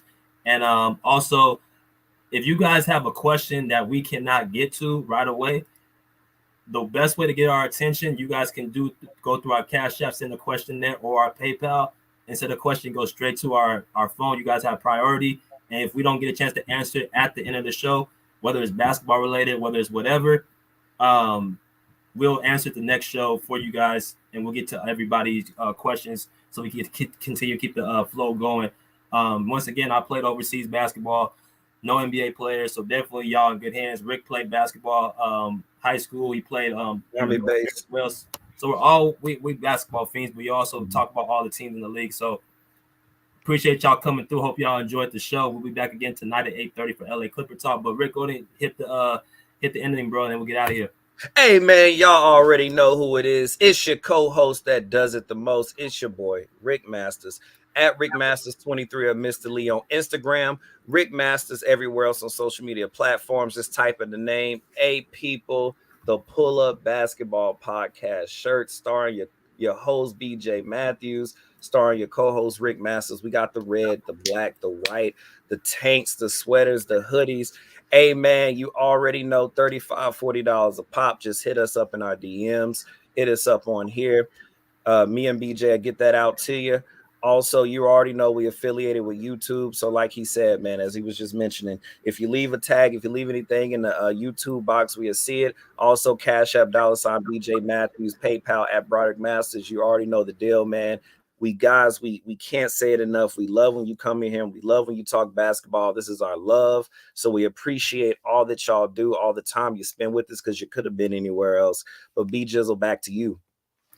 Like my boy said, man, we definitely take this to heart, man. We make sure to give y'all the quality content y'all deserve, man, because y'all spend y'all time and y'all show y'all love. We're going to give y'all quality content. We're going to give y'all breakdowns. We're going to give y'all a lot of excitement. We're going to give y'all fun. We're going to give y'all whatever. We're going to bring everybody in that contributes to the show, man. Definitely, we're going to continuously, keep this show rolling, and we're going to continue to bring that fire content.